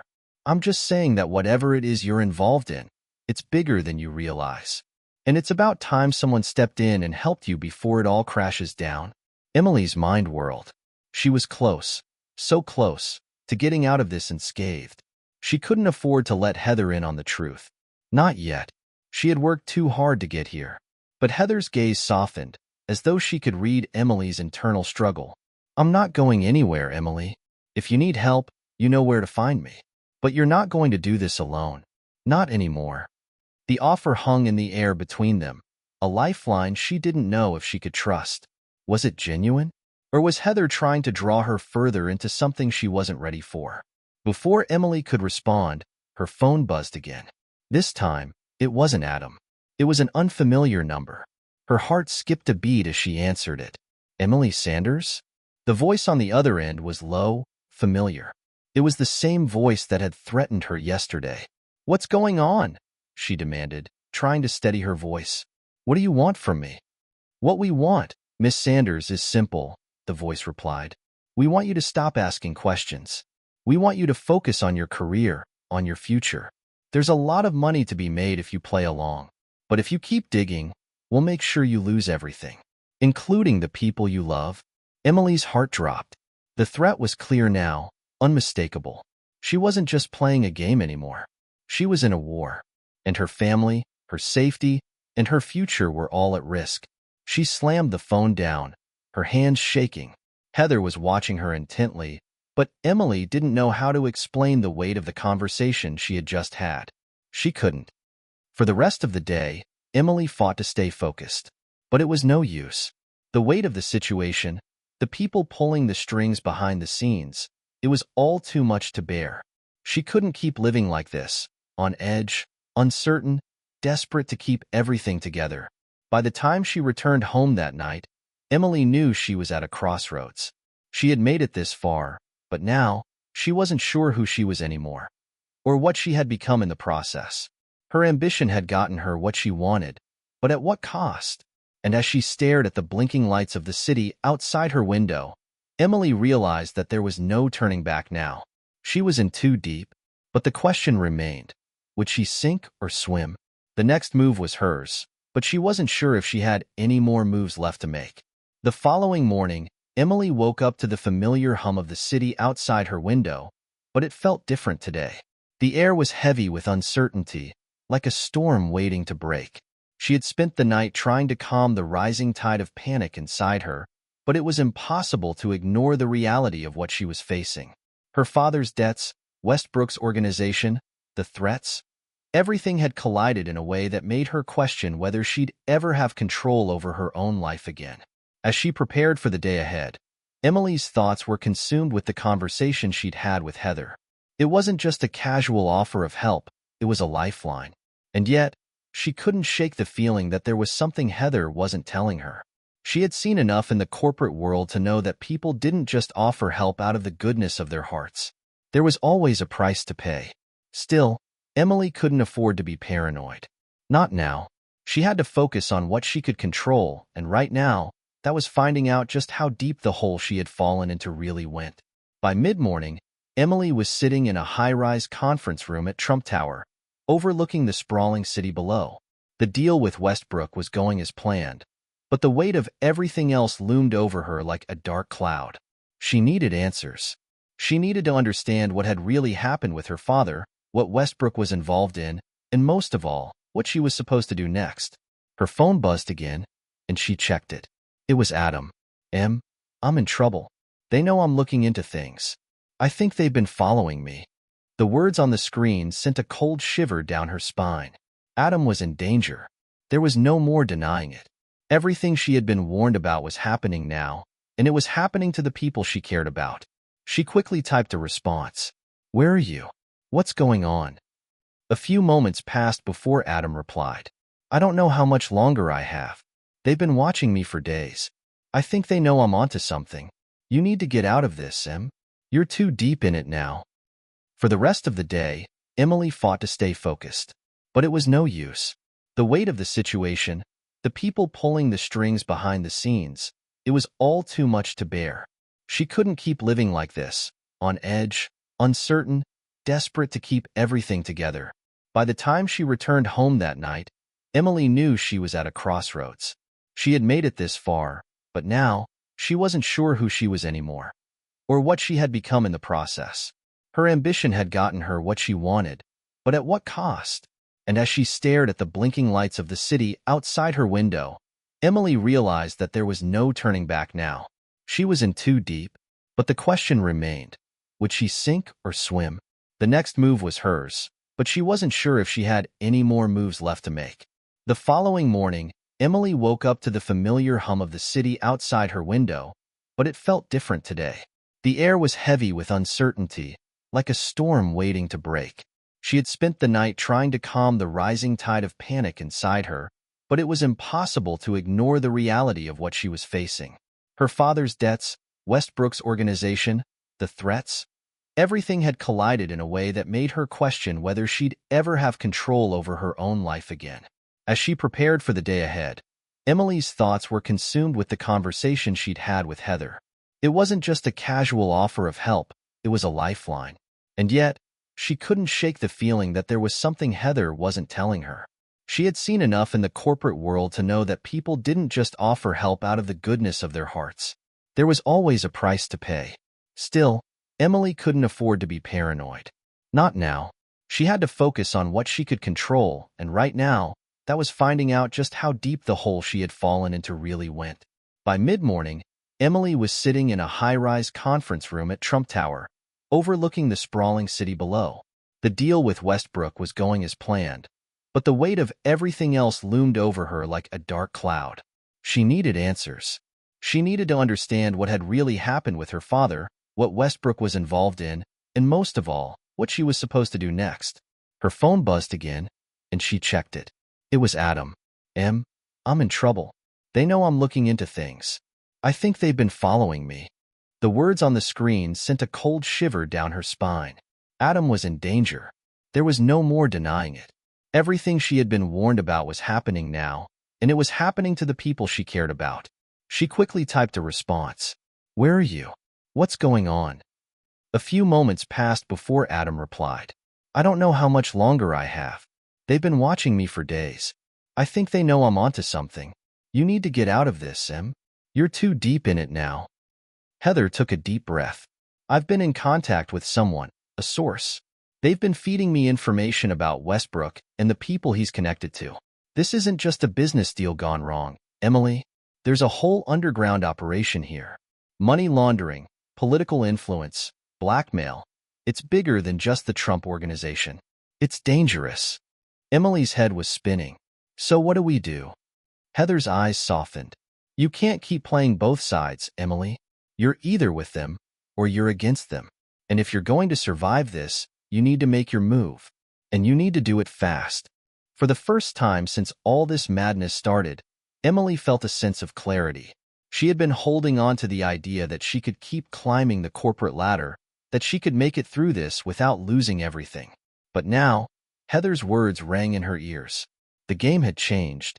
The stakes were no longer just about money or success. They were about survival. Emily stood up, her resolve hardening. "I don't know what the right move is yet, but I know one thing for sure. I'm not going to sit here and wait for them to come after me. I'm going to find a way to end this." Heather nodded, but there was a shadow of doubt in her eyes. "Just be careful, Emily. You're playing with fire. And when you get burned, it's not just your future on the line." That night, as Emily lay in bed, her phone buzzed one last time. It was a message from Adam. "They found me. I don't know how long I have. I'm sorry, Em. This is on you now. Get out while you still can." Emily's heart stopped, and for the first time in a long time, she was truly afraid. The time for playing it safe was over, and the real battle was just beginning. Emily sat in the dim light of her apartment, her phone still gripped tightly in her hand. Adam's message was burned into her mind. "They found me. I don't know how long I have. I'm sorry, Em. This is on you now. Get out while you still can." Her breath came in shallow gasps, a cold sweat breaking out across her skin. This wasn't a game anymore. Adam was in danger. But more than that, the stakes had changed completely. She had been trying to keep her head above water, hoping she could navigate the chaos with her career intact. But now, that illusion was shattered. There was no easy way out. There was no safe way out. Emily's mind raced. What was she supposed to do now? The people who were after Adam, who were after her, weren't just corporate players. They were dangerous. And if they were willing to hurt Adam, they were willing to do worse to her. She took a deep breath and tried to calm her racing thoughts. There was still time. She could still make a move. But she needed a plan. Something concrete. She couldn't just react. She had to think strategically. Heather took a deep breath. "I've been in contact with someone, a source. They've been feeding me information about Westbrook and the people he's connected to. This isn't just a business deal gone wrong, Emily. There's a whole underground operation here. Money laundering, political influence, blackmail. It's bigger than just the Trump organization. It's dangerous." Emily's head was spinning. "So what do we do?" Heather's eyes softened. "You can't keep playing both sides, Emily. You're either with them or you're against them. And if you're going to survive this, you need to make your move. And you need to do it fast. For the first time since all this madness started, Emily felt a sense of clarity. She had been holding on to the idea that she could keep climbing the corporate ladder, that she could make it through this without losing everything. But now, Heather's words rang in her ears. The game had changed. The stakes were no longer just about money or success. They were about survival. Emily stood up, her resolve hardening. I don't know what the right move is yet, but I know one thing for sure.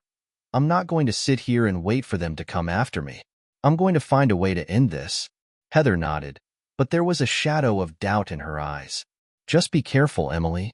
You're playing with fire. And when you get burned, it's not just your future on the line. That night, as Emily lay in bed, her phone buzzed one last time. It was a message from Adam. They found me. I don't know how long I have. I'm sorry, Em. This is on you now. Get out while you still can. Emily's heart stopped, and for the first time in a long time, she was truly afraid. The time for playing it safe was over, and the real battle was just beginning. Emily sat in the dim light of her apartment, her phone still gripped tightly in her hand. Adam's message was burned into her mind. They found me. I don't know how long I have. I'm sorry, Em. This is on you now. Get out while you still can. Her breath came in shallow gasps, a cold sweat breaking out across her skin. This wasn't a game anymore. Adam was in danger. But more than that, the stakes had changed completely. She had been trying to keep her head above water, hoping she could navigate the chaos with her career intact. But now, that illusion was shattered. There was no easy way out. There was no safe way out. Emily's mind raced. What was she supposed to do now? The people who were after Adam, who were after her, weren't just corporate players. They were dangerous. And if they were willing to hurt Adam, they were willing to do worse to her. She took a deep breath and tried to calm her racing thoughts. There was still time. She could still make a move. But she needed a plan. Something concrete. She couldn't just react. She had to think strategically. The next morning, Emily arrived at work with a sense of cold resolve. The heavy weight of everything that had happened over the last few days hung over her like a storm cloud. As soon as she walked through the door, Gina handed her another pile of paperwork, but Emily barely glanced at it. Her mind was elsewhere, on Adam, on Westbrook, on the dark forces she was starting to understand.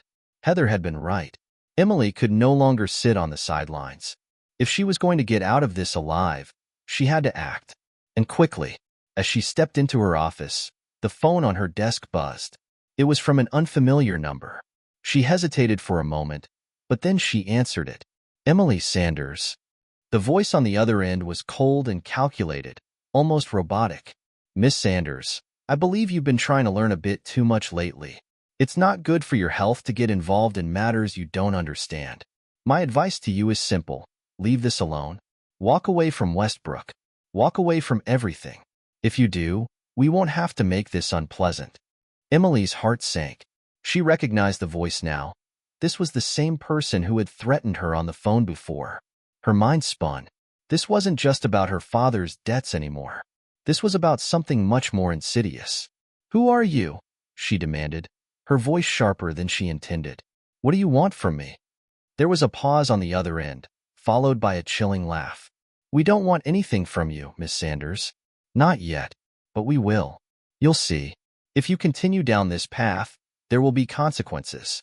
We control everything now, and if you're smart, you'll stop fighting it. The line went dead. Emily hung up the phone, her hands trembling. She couldn't let them intimidate her. She had come too far to back down now. But the realization hit her hard. These people weren't just powerful, they were ruthless. And if she didn't make a decisive move soon, they would destroy everything she had worked for. She couldn't risk Adam's life any longer. And she couldn't risk her own. Not when she finally understood just how deep the corruption went. She sat down at her desk, her fingers flying over the keyboard as she began typing. She needed to find out everything. Who these people were, what they were really after, and how to get them off her back. She couldn't trust anyone in her immediate circle anymore, not even Heather. But there was one person she could trust, Adam. She needed to find him. She needed to make sure he was safe before he disappeared entirely. The key was getting to the bottom of Westbrook's operation, and the only way she could do that was by gaining access to his most trusted people. That meant playing their game, pretending to be one of them, for a while, just to get the intel she needed. And the first step would be to meet with Westbrook himself. By mid-afternoon, Emily had arranged a meeting with one of Westbrook's senior aides, a man named Carl.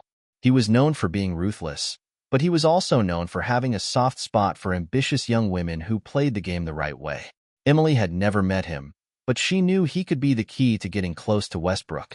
She dressed carefully, sharp, confident, yet unassuming, a blend of power and vulnerability, the kind that might make Carl underestimate her. That was the plan, anyway, to make him think she was just another ambitious corporate player, so she could find the cracks in his armor. The meeting was set for a high-end restaurant downtown, a place where business deals were sealed with handshakes and expensive wine. Emily arrived early, her mind steeling itself for the confrontation ahead. Carl was already there when she arrived, sitting at a corner table with a glass of red wine in front of him. He was in his mid-40s, tall, with dark hair and sharp features. He didn't look up when she approached the table, but he gestured to the empty chair across from him. "Miss Sanders," he said in a low voice, his gaze cool but not unfriendly. "Please, take a seat." Emily sat down, studying him carefully. There was no mistaking the power he exuded. The kind of man who knew exactly what he wanted and didn't hesitate to take it. "I appreciate you meeting with me," Emily began, keeping her voice steady. "I wanted to talk about the Westbrook deal. I think there's an opportunity here for both of us." Carl took a sip of his wine, his eyes narrowing slightly. "Opportunity?" he asked, as though the word itself was something to be scrutinized. "You think you have something to offer?" Emily met his gaze without flinching. "I think I can help you with what you're trying to build. I've got access to people who can move things in ways you can't. And I've been doing some thinking about how we can make this deal even more profitable. But I need your help first. I need access to some of your more discreet connections." Carl studied her for a moment, then set his glass down. "You're bold. I'll give you that. But you've got a lot to learn if you think you can walk into this game without knowing the rules." Emily smiled. "That's why I'm here. To learn." Carl seemed to consider her for a long moment before he nodded. "All right, I'll bite. But be careful, Miss Sanders. Not everyone gets out of this game unscathed. If you're serious about making moves, you need to prove it. And if you fail, I won't be as kind as I've been today." Emily's heart raced, but she kept her composure. "I'm in. I'll do whatever it takes."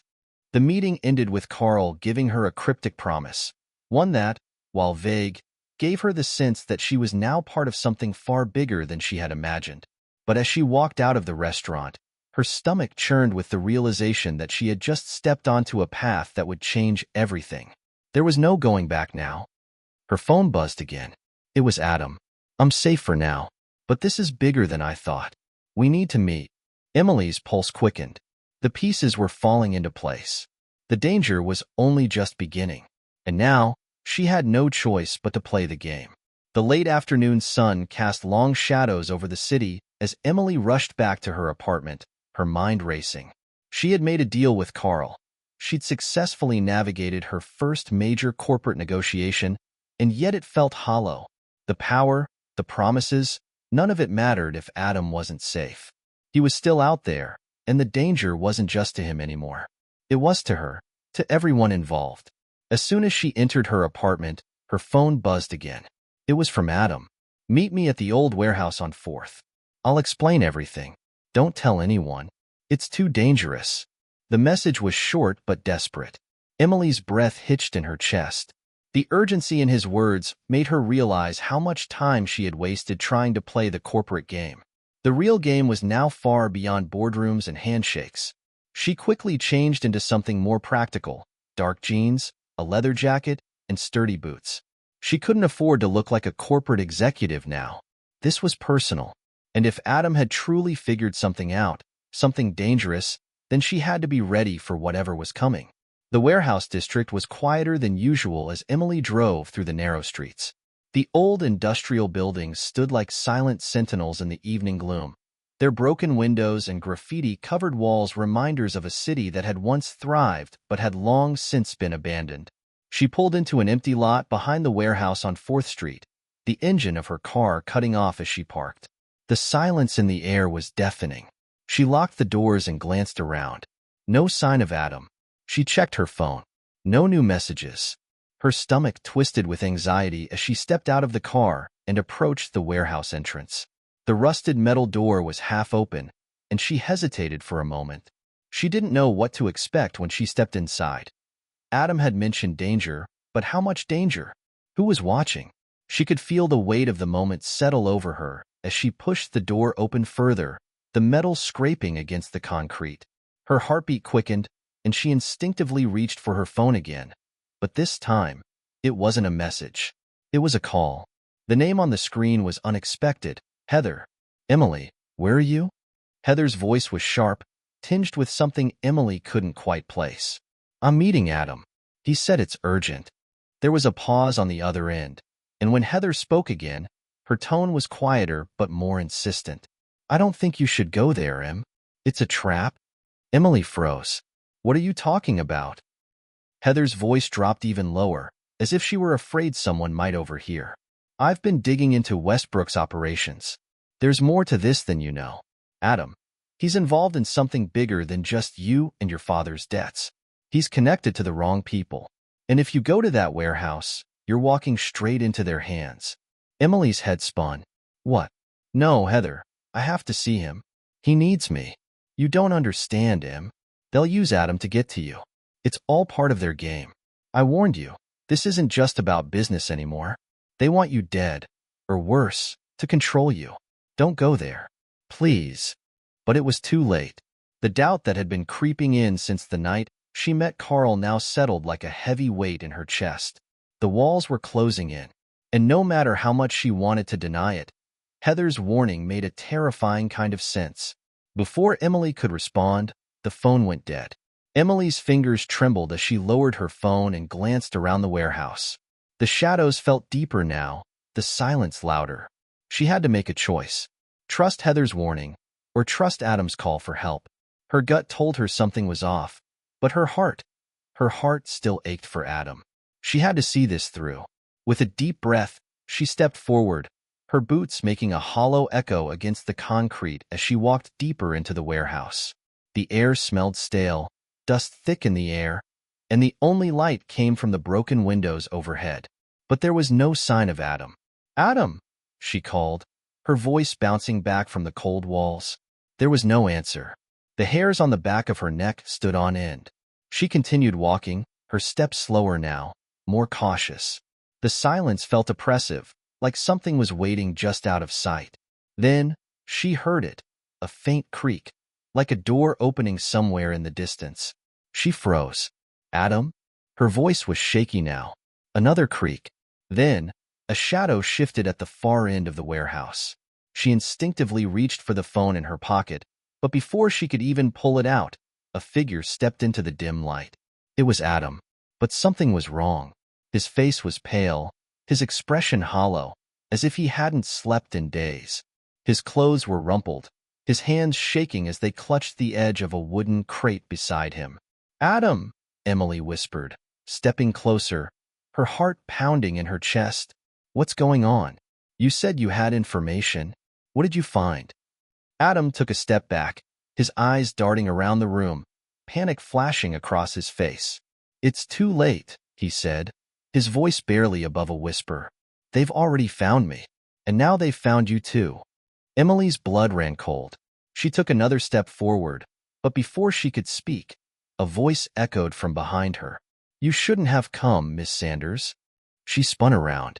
Standing at the entrance of the warehouse was Carl. But it wasn't just Carl. There were several men behind him, all armed, all wearing dark suits. They were there for her. And Adam, they had him too. Carl? Emily breathed, her mind racing. What is this? You promised me. Carl's smile was cold and without humor. You think this is about a corporate deal, Emily? You think you're still playing that game? No. This is bigger than you. Bigger than your father's debts. Westbrook is just a small part of this operation. You and your father, you've been pawns in a much larger scheme all along. And now, you've crossed the line. Emily's stomach turned. She could feel the walls closing in, the air becoming heavy with the weight of impending danger. Adam's eyes were wide, panicked, but he didn't speak. He didn't even look at her. Emily took a step back, her eyes darting between Carl and the men surrounding her. I won't be a pawn anymore. I will never be part of this. Carl raised an eyebrow, his lips curling into a predatory grin. That's where you're wrong, Emily. You already are. Emily's breath quickened. Every instinct told her to fight, to run, but she knew there was no escape. Not now. The game had just become real, and she wasn't ready for the cost. The room felt like it was closing in on Emily. The men surrounding her moved with predatory grace, closing the distance slowly, deliberately. Her heart was pounding in her chest, but she forced herself to stay calm. Panic would do nothing for her now. Carl stepped forward, his hands slipping into his coat pockets as his smile widened. You don't understand, Emily. This isn't a game. You thought you could just walk into this world and play by your own rules. But people like us, he gestured to the men behind him, we don't play by the same rules. Emily swallowed hard, but she didn't flinch. You think you can control me, Carl? You think I'll just bow to whatever game you want me to play? He chuckled darkly, his eyes glinting. Oh, you have no choice. The moment you stepped into this world, you became part of the machine. You don't get to walk away now. You think you're in control because you've been digging around in the dirt, trying to uncover secrets? Well, now you've dug too deep, and now you're in the hole with the rest of us. Emily looked over at Adam, who stood behind Carl's men, his hands bound by thick ropes. His face was pale, but there was a strange look in his eyes, resigned, almost defeated. Emily's stomach twisted with the realization that whatever had happened to him, it had already broken him. Adam, she called, her voice trembling. What's going on? What have they done to you? He didn't respond. His gaze was empty, almost as if he didn't recognize her anymore. The man she had trusted, the man she had been trying to save, was gone. Emily felt the weight of the moment like a physical blow. She had been trying to protect him, and now she wasn't sure if she could even save herself. Carl watched her, amusement flickering in his eyes. He's no longer the person you knew, Emily. He's part of the system now. And you're just another cog. But don't worry, there's always room for one more. Especially when you have something to offer. He stepped closer, his tone shifting, becoming more intimate. You're not just any pawn in this game. You're a player now. You might not understand the rules, but that's okay. We'll teach you. We'll make sure you understand your place. Emily's hands clenched into fists at her sides. What do you want from me? She demanded, her voice hard. She wasn't about to break. Not yet. Carl smiled, that same cold, calculating smile. We want you to do what you've been trained to do, what you've always known how to do. Play the game. Help us secure the leverage we need. You're smarter than you let on, Emily, and you're more resourceful than you think. He took a step closer, lowering his voice so that only she could hear. You know what you're capable of. Don't pretend you don't. You've been playing this game in your head for years. The stakes have just gotten a little higher. Emily's mind raced. She had been trained for this. Not like this, maybe, but she had been trained to handle high-stakes corporate deals, to think on her feet and navigate treacherous waters. This was different, though. This was personal. This was about her life and Adam's, and anyone else who stood in the way of Carl and his men.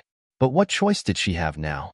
Carl's men began to close in further, and the sharp click of guns being drawn echoed through the warehouse. Emily's breath caught in her throat. You have two options, Emily, Carl continued, his voice smooth as silk. Option 1. You come with us. You help us get what we need, and you get to stay alive. Option 2. You resist, and things get unpleasant. You and Adam will both disappear, and no one will ever hear from you again. The words hit her like a punch to the gut. And what's the leverage you want? She asked, her voice barely a whisper, as if speaking too loudly might give away the fear she was trying to hide. Carl's grin stretched wider. We already have what we need. But you're going to help us make sure Westbrook's plans move forward. You're going to help us keep control of everything. Emily's eyes widened with understanding. You're talking about the project. The one my father was working on? Carl's nod was slow, deliberate. Exactly. Your father was too much of a sentimental fool to see what was right in front of him. But you'll see the bigger picture. You'll understand the game better than anyone else ever could. You're going to help us take full control. You're going to help us secure everything, Emily. Her mind raced, but as the pieces began to fall into place, a plan started to form. She wasn't going to give in, not without a fight. If there was one thing she knew, it was that she couldn't afford to show weakness. She had to outsmart them, just as she had always done. But first, she had to get out of this room alive. She glanced over at Adam, then back at Carl. Her heart twisted with guilt. He wasn't the man he used to be. He wasn't the person she'd been trying to save. But maybe there was still a way she could use him. Maybe, just maybe, she could turn the tables. All right, she said, her voice calm, collected. I'll help you. But not yet. Carl raised an eyebrow, clearly intrigued. And why is that? Emily took a deep breath, steadying herself. She couldn't show weakness. Not even now. Because I need some time to make things work. I can't just jump into this without understanding all the pieces. Carl considered this, then nodded. I'll give you some time. But remember, Emily, there's no going back. You make this choice now, and there's no escape. Ever. Emily nodded, the weight of his words sinking in. This was her life now, her new reality. As Carl turned to leave, signaling to his men to follow, Emily's mind spun with 1,000 thoughts. She had a window of opportunity, just a small one. But it was there. A chance to get out of the cage. But as the men filed out, Adam's eyes met hers for the first time since they'd arrived. The look in his eyes wasn't one of defeat anymore. It was something sharper, something almost calculating. Don't trust him, Adam whispered. His voice barely audible but filled with urgency. He's not the only one playing the game. For the first time, Emily realized Adam hadn't given up. He was playing them too. And that made everything more dangerous than she'd ever imagined. The sound of Carl's men retreating echoed through the vast warehouse, their footsteps fading into the distance. But Emily's heart continued to race. The tension in the air had thickened, the silence now more oppressive than ever. She stood motionless, the weight of Adam's words pressing on her chest like a heavy stone. He's not the only one playing the game. Adam's warning had cut through her like a blade, and for the first time since she walked into this nightmare, doubt began to creep into her mind. Could she trust him? Was he still the man she thought she knew? Or had he been playing her too? And if so, what was his angle in all of this? The room was colder now, the dim lighting casting long shadows on the concrete floor. She had been trained to handle stress, to think through situations logically, but this was different. She was in the middle of something far bigger than any corporate deal or negotiation she'd ever handled. Lives were on the line. Her life, Adam's life, and Carl's cold, calculating men were watching her every move. Adam's eyes flickered with something she couldn't quite read as he looked at her from across the warehouse, but there was no time to decipher it. If Carl thought he had won, he was sorely mistaken. Emily wasn't about to be anyone's pawn. Not again. She took a deep breath, trying to steady herself. She needed to think, to plan. Carl had given her time, but what was his true play? He didn't trust her completely yet. He couldn't. Not until she showed him that she was on his side, that she would help him and his men secure whatever they wanted. She could see it in his eyes. He wasn't just testing her. He was watching, waiting for her to make a move. But Emily wasn't about to make the first move in this deadly game. Not yet. What do you think you're going to do? Adam's voice broke through her thoughts, his words as soft as a whisper, but there was a sharpness to them. You really think you can outsmart them? Carl's not going to let you go. He's playing you, Emily. Emily glanced at him, surprised by the conviction in his tone. You're not in this for me, are you? She shot back, her voice tight with frustration. You never were. Adam winced, but the ghost of a smile crossed his lips. You think I'm still the same guy who used to show up at your office with coffee and bad jokes? Maybe you're right. But this isn't about you, Emily. It's bigger than that. His words hit her like a slap. Bigger than that? She had always known this whole mess was bigger than her father's debts, but hearing Adam confirm it made it real. Then what's it about, Adam? He didn't answer at first. Instead, he took a step toward her, his hands still bound but his eyes locked on hers with an intensity that made her shiver. It's about survival. You and me. He paused for a long moment, as if weighing his words carefully. We're both stuck in the same mess now. You just don't realize how deep it goes. The chill in her veins grew colder. She couldn't afford to get lost in Adam's words. She needed a way out, a way to escape this tangled web. And if he had truly gone over to Carl's side, she had no intention of being part of whatever game he was playing. So, what do you want me to do? She asked, the edge in her voice clear. Adam's eyes flickered again, and for the briefest moment, she thought she saw regret. But it was gone almost instantly, replaced by something colder. I want you to think. You can't trust Carl, and you can't trust me, but you need to start thinking for yourself. You want to beat him? You have to play him at his own game. Emily took a slow step back, her mind racing. Play Carl at his own game? Was that even possible? And if Adam was still in the game too, how could she ever know which side he was really on? She shook her head. I don't know who you are anymore, Adam. His face softened for a moment, but his words remained harsh. I'm the same person you trusted, the same person you wanted to save, but I'm also the person you don't want to mess with. And that's why you need to be careful, Emily. Don't underestimate me. For a moment, they stood there, eyes locked. And then, something shifted. Emily realized, with a startling clarity, that Adam was just as trapped as she was. He wasn't her enemy. He wasn't her ally either. But he wasn't a pawn in Carl's game. Not yet. Emily took a breath, her mind starting to clear. There was no way she was going to play Carl's game, but she couldn't keep fighting it. She had to find a way to break free. And the only way out was to use the one thing Carl underestimated, her mind. She needed a plan. A smart, quiet, and precise plan. But there was one thing she knew for sure now. She couldn't do it alone. She needed Adam. Whether he liked it or not, they were in this together. For better or for worse. The next few days passed in a blur of tension and uncertainty. Carl kept his word, giving Emily time, but not too much time. He wanted results, and every day that passed without them, his patience grew thinner. Emily played her part. She made small moves, feigned compliance, all while keeping her mind sharp and her plans secret. Adam stayed close, though he didn't speak much. He didn't need to. They were both playing the same game, albeit with different goals. And then, one night, as Emily sat in her small, dimly lit apartment, going over the notes she'd taken on the operation Carl was running, a message came through on her phone. It was from an unknown number. We're watching you. Don't think you're safe just because you've played along. The game is bigger than you know. Her heart skipped a beat as she read the message. It wasn't Carl. It wasn't one of his men. It was someone else. Someone who knew exactly what she was trying to do. And then it hit her. The game wasn't just Carl's. There were other players. More dangerous players. Someone else was pulling the strings.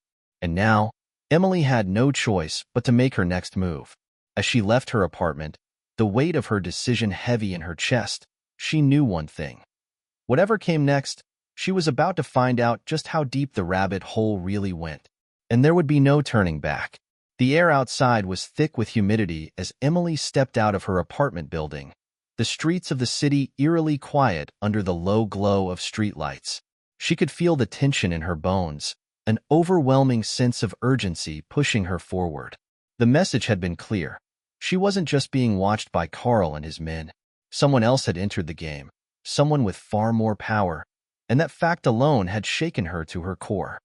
She had been playing a dangerous game, but she had underestimated how many players were involved. She had thought Carl was the final piece in the puzzle. After all, he had the most to gain from her cooperation. But the message on her phone, cryptic and chilling, made it painfully clear that she was now just one small pawn in a much larger, much more intricate web. Emily couldn't shake the feeling that this was all a trap, but the question was, who set the trap and why? If she was going to survive this, she needed to uncover the truth, and quickly. She decided to meet Adam. After everything that had happened, she still trusted him more than anyone else. If he had been involved with Carl from the beginning, it didn't mean he was still in league with him. Or at least, that's what she told herself. The old warehouse on 4th Street seemed like the only place where they could talk freely. It was dark now, but the shadows only made the place feel more ominous. She had to stay vigilant. She couldn't afford any more surprises. As she approached the door, she saw a faint light flickering from within. She stopped just short of the entrance, listening. It was eerily quiet. No sounds of footsteps, no murmur of voices. Just the occasional creak of the building settling under the weight of time. She pushed the door open, the hinges squeaking as it moved. Inside, the air was musty and thick with dust. The light came from a single bulb, hanging above a wooden table in the center of the room. Adam was sitting at the table, his hands free now, but his expression was hollow, distant. He didn't look up as she entered. "Adam?" Emily called softly, stepping closer. She noticed that he seemed different, more withdrawn, less like the man she had once known. He finally looked up, but his eyes were tired, filled with a kind of resignation that made her heart ache. "You shouldn't have come," he said flatly. "I had no choice," Emily replied, her voice barely above a whisper. "They're watching me. Carl isn't the only one." Adam's brow furrowed, but he didn't respond immediately. Instead, he motioned for her to sit across from him. She did, but she kept a cautious distance. The air between them was heavy with unspoken words. "Who's watching us, Adam?" Emily asked, leaning forward. "I don't understand. Carl. He said he needed me to secure something. But then that message." Adam's eyes darted toward the shadows, as if searching for something or someone. "It's bigger than Carl.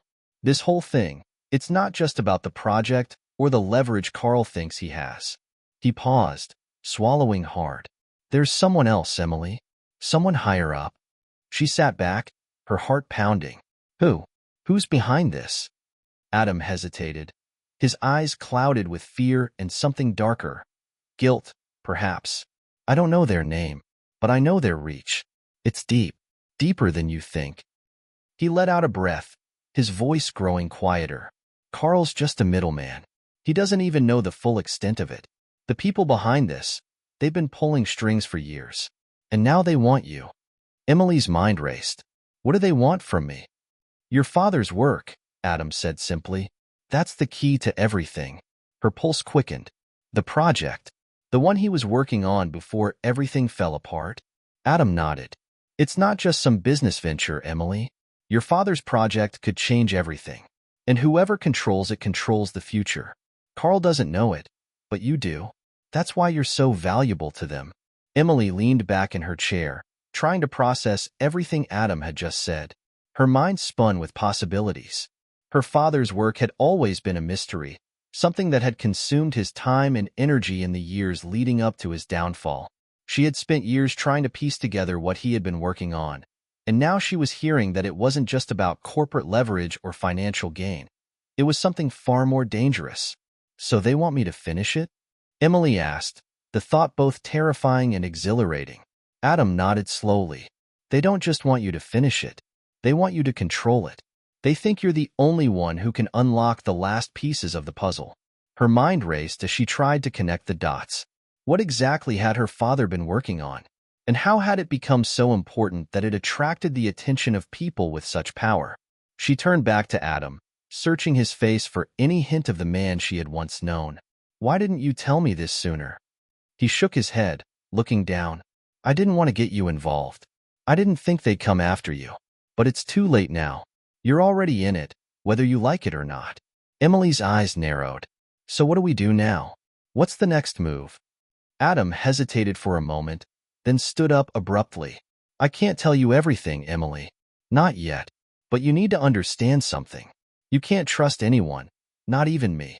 I'm in too deep, and the people we're dealing with are ruthless. If you want to get out of this alive, you'll have to play it smart. You'll have to think 3 steps ahead, just like they do."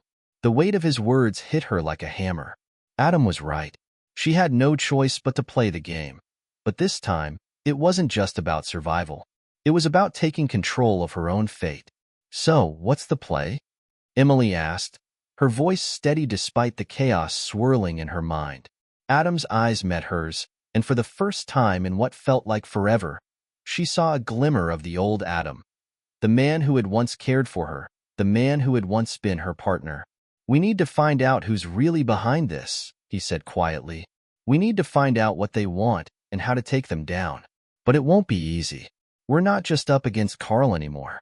We're up against a shadow network. And they're everywhere." Emily felt a cold chill run down her spine.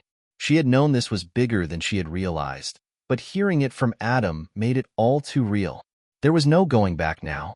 If she was going to survive this, she had to be smarter, faster, and more ruthless than anyone else in the game. "Then let's do it," she said, her voice hard and determined. "Let's take them down." Adam gave her a tight nod, but his face was still clouded with doubt. He wasn't sure if they could pull it off, and neither was she. But one thing was certain: the game had just changed, and Emily was ready to play. The night hung heavy in the air as Emily and Adam stood on the edge of the dimly lit street, the quiet hum of the city muffled by the rising tension between them. Adam had said they couldn't trust anyone. He had said they needed to be 3 steps ahead. But that was easier said than done. They were both trapped in a web they didn't fully understand, and every step forward seemed like one more move into the unknown.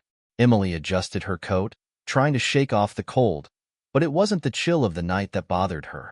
It was the gnawing feeling that she was walking blindfolded into a storm. She glanced over at Adam, who was standing a few feet away, his expression unreadable. He wasn't the same person she had once known.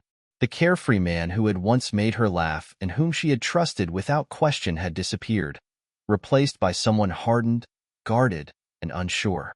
Emily didn't know if he was still the person she could count on, or if he had his own agenda now. But right now, she had no choice. He was the only one who knew how deep the rabbit hole went. "So, what now?" Emily asked, breaking the silence. She didn't want to ask, but she had no choice. She couldn't just keep wandering through the dark. Adam didn't answer right away. Instead, he pulled out a small black phone from his jacket pocket and tapped the screen. He glanced at her briefly, his eyes narrowing with a mix of caution and resolve. "We need to find someone who knows more. Someone who's connected to the network." His voice was low, almost as if he didn't want to say it aloud. But there was no doubt in his mind about the importance of the next step. "We have to track down a former associate of Carl's, someone who might know the true extent of what we're dealing with. They have information, and we need it." Emily's brow furrowed. "What makes you think they'll talk? You've seen how Carl's men operate. They're ruthless." Adam pocketed the phone, his gaze distant. "They'll talk when they realize that staying silent could cost them more than talking. People in this world have a price, Emily. We just need to figure out what theirs is." Emily nodded, but a feeling of unease settled in her gut. She had learned enough in the last few days to know that there were no guarantees in this game. It wasn't just about money. It wasn't just about power. It was about survival. The plan was simple: find the contact, convince them to talk, and get as much information as possible. Emily wasn't sure she could trust Adam, but right now, she had to trust the plan. They made their way through the back streets of the city, their footsteps echoing in the night as they walked toward a warehouse that seemed to blend seamlessly with the other abandoned buildings around it. The place looked like it had been forgotten by time. Overgrown weeds, rusted metal, and a sense of desolation that matched Emily's mood. Adam led the way, moving with purpose. He knew the streets of this city too well. He knew where to find the people who lived in the shadows, those who were tangled in the same web of power and danger they were now trapped in. When they reached the door, Adam knocked twice. Slow, deliberate knocks that echoed in the silence. Emily stood close behind him, her hand resting on the handle of her bag, ready for whatever might happen next. A moment later, the door creaked open, and a man appeared in the doorway. He was tall, with dark, scruffy hair and a scar running down the side of his face. His eyes were sharp, calculating. "Adam," the man said, his voice rough. "Didn't expect to see you again." Adam didn't waste time with pleasantries. "I need information, and I need it now." The man studied Emily for a moment, his eyes narrowing as if assessing her. "You bring a lot of baggage with you these days, Adam." Emily could feel the tension in the air, thick as smoke. She wasn't sure if the man was threatening her or just sizing her up, but she wasn't about to let her guard down. She stepped forward, speaking in a calm, measured tone. "We're looking for answers, not trouble. Whatever it is you know, we need to hear it." The man's eyes flicked from her to Adam, and for a moment, it felt as if the entire world had stopped. He was thinking, calculating, deciding whether they were worth the risk. Finally, he nodded and stepped aside, letting them in. The inside of the warehouse was darker than Emily had expected. There was no sound except the occasional drip of water somewhere in the distance. The man led them deeper into the building, where they passed rows of crates, boxes, and piles of junk. The air was thick with the smell of mildew and metal, and the faint echo of their footsteps made it feel even more claustrophobic. "We don't have much time," Adam said, his voice low. "We need to talk. You know who we're up against. You know Carl's people." The man, whose name, Emily learned, was Greg, didn't say anything at first. He just kept walking, leading them to a small, makeshift office tucked in the back. It was a small room, with just a desk, a couple of chairs, and a wall covered in maps and photographs. It looked like something out of a spy thriller, a safe house for people on the run. Greg motioned for them to sit down, and Emily took the chair nearest the door, keeping her back to the wall. She didn't trust him yet, and she wasn't about to let her guard down. Once they were seated, Greg leaned forward, his hands clasped in front of him. "Carl's not your problem anymore," Greg said bluntly. "He's just a pawn. The real players are much bigger than him." Emily felt a chill run down her spine. "Who are they?" she asked, her voice barely a whisper. Greg met her eyes. "You're dealing with the Shadow Network. They're a faction that runs everything from the underground to the highest offices. They've been pulling the strings in this city for decades, but they've been working under the radar. Until now." Emily's breath caught in her throat. The name was like a whisper from the dark, something that shouldn't be spoken aloud. The Shadow Network. She had heard rumors. The rumors that there was a secret group of elite power players controlling everything. But this was something else entirely. "And what do they want with me?" Emily asked, her voice trembling slightly despite her efforts to stay calm. Greg looked at her, his expression unreadable. "Your father's work. He was the key. The project he was working on was the final piece of the puzzle. Whoever controls that, controls everything." Emily's heart raced. "So that's what they're after?" Greg nodded slowly. "And you're caught in the middle of it all. But you don't have much time. They know you're the last link, and they won't stop until they have what they want." Adam's jaw tightened, his fists clenched. "What do we do now?" Greg's gaze shifted to the shadows behind them, and Emily could feel the weight of the threat in the air. "You need to find out who's at the top of the Shadow Network. But be careful, because once you go after them, there's no turning back." The room fell silent, and Emily felt the full weight of what Greg had just said. She had thought she could control this. She had thought she could outsmart Carl and his men. But this was bigger, far bigger. And now, she had no choice but to keep moving forward, into the heart of the shadow, where the real game was just beginning. The dim light of the warehouse seemed to fade further into the background as Emily processed Greg's words. The Shadow Network. The name echoed in her mind like a ghost, its meaning a mix of fear and fascination. She had known there were bigger forces at play, but she had never imagined something like this. A secret society, a shadow faction with so much power that they could pull the strings behind the city's most influential figures. Carl was just a puppet, and Emily was caught in the crossfire. She couldn't shake the feeling that this was all spiraling out of control, that she had stumbled into something far darker than she had been prepared for. The project her father had been working on, this was the key. But how? What exactly had her father done? And why had it made her a target? She looked across the table at Adam. He was staring at Greg, his jaw tight, hands clenched into fists. It was clear that Adam didn't have all the answers either. His involvement with Carl had only scratched the surface, and now they were both in over their heads. Emily leaned forward, trying to keep her voice steady. "Who's at the top, Greg? Who are we really up against?" Greg's eyes flickered with uncertainty, and for a moment, he seemed to weigh his words carefully. "The truth is, Emily, I don't know. Not exactly." He paused, running a hand through his scruffy hair. "But I know someone who does. Someone who was in the inner circle. Someone who got out before things went too far. Her pulse quickened. Who? Greg glanced over his shoulder, almost as if expecting someone to be listening in. His name's Marcus Steele. He was a major player in the early days of the network. But he left, turned his back on them when he realized just how deep it went. He's been in hiding for years. Emily leaned in closer, a sense of urgency in her voice. Where can we find him? Greg hesitated. It's not that simple. He's disappeared, gone off the grid. But there's a chance he's still in the city. I've heard rumors. People say he's living under a different name, in the outskirts. But you won't find him easily. He's a ghost. Adam's voice cut through the tension, steady and sharp. If anyone knows how to stop the network, it's him. We don't have time to waste. Where do we start? Greg's face darkened, and he leaned back in his chair. Start at the old docks. There's a warehouse there, abandoned for years, but it's still on the radar. People who know the underworld, they say Marcus is connected to it. If he's still in the city, that's where he'll be. Emily stood up, the weight of the decision settling in her chest. She had no choice but to follow this lead.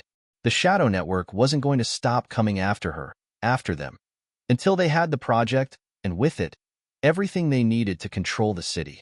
If Marcus Steele had the answers, she had to find him, even if it meant diving deeper into the darkness. The drive to the docks was long and quiet. The streets of the city had started to clear out as the night deepened. The only sounds the hum of the engine and the occasional screech of tires as they passed other cars. Emily stared out the window, her thoughts racing. She was supposed to be going after Carl. She had thought that was the game.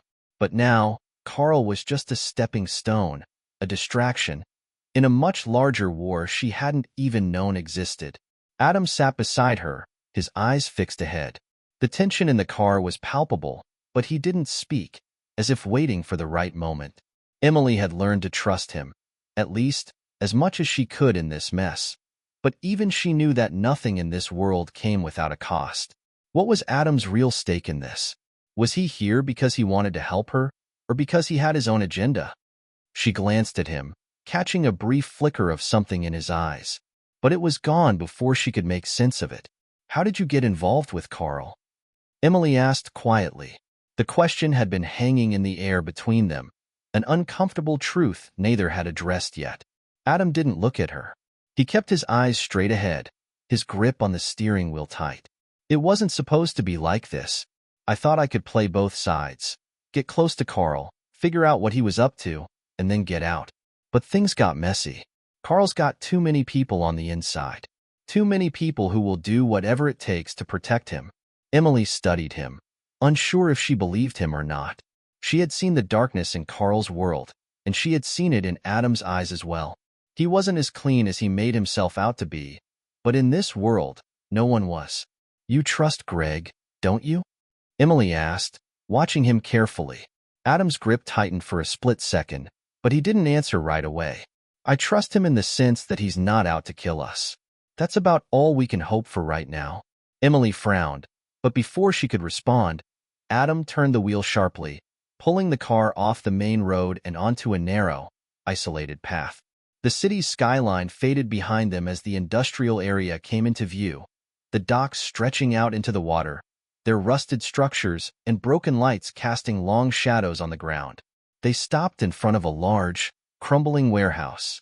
The building loomed before them, silent and imposing, like a relic from a bygone era. It looked abandoned, but Emily couldn't shake the feeling that something, or someone, was waiting for them inside. This is it, Adam said quietly, his eyes scanning the perimeter. Stay sharp. Emily nodded, though the uncertainty gnawed at her. The air felt thick with the potential for danger. They had no idea what they were walking into, but it was clear that Marcus Steele, if he was still alive, wasn't going to make this easy. Inside the warehouse, the darkness was almost complete. The smell of damp wood and rusted metal filled the air as they stepped cautiously through the rows of empty crates and machinery. The only sound was the distant echo of water splashing against the docks outside. Emily's heart pounded as she glanced around, her senses on high alert. Adam was ahead of her, moving silently through the shadows. She kept close behind, every nerve in her body screaming that they were not alone. A soft noise, barely perceptible, made her freeze. It was the sound of movement. Then, a faint click of a door opening. Before she could react, Adam held up a hand, signaling for her to stay quiet. He was listening. The seconds stretched long as they waited, the darkness pressing in on them like a living thing. And then, the sound of footsteps. Heavy, deliberate steps. Someone was coming.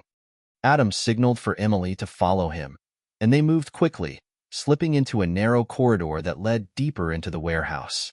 As they rounded the corner, they came face to face with a man, tall, broad-shouldered, and dressed in dark clothes.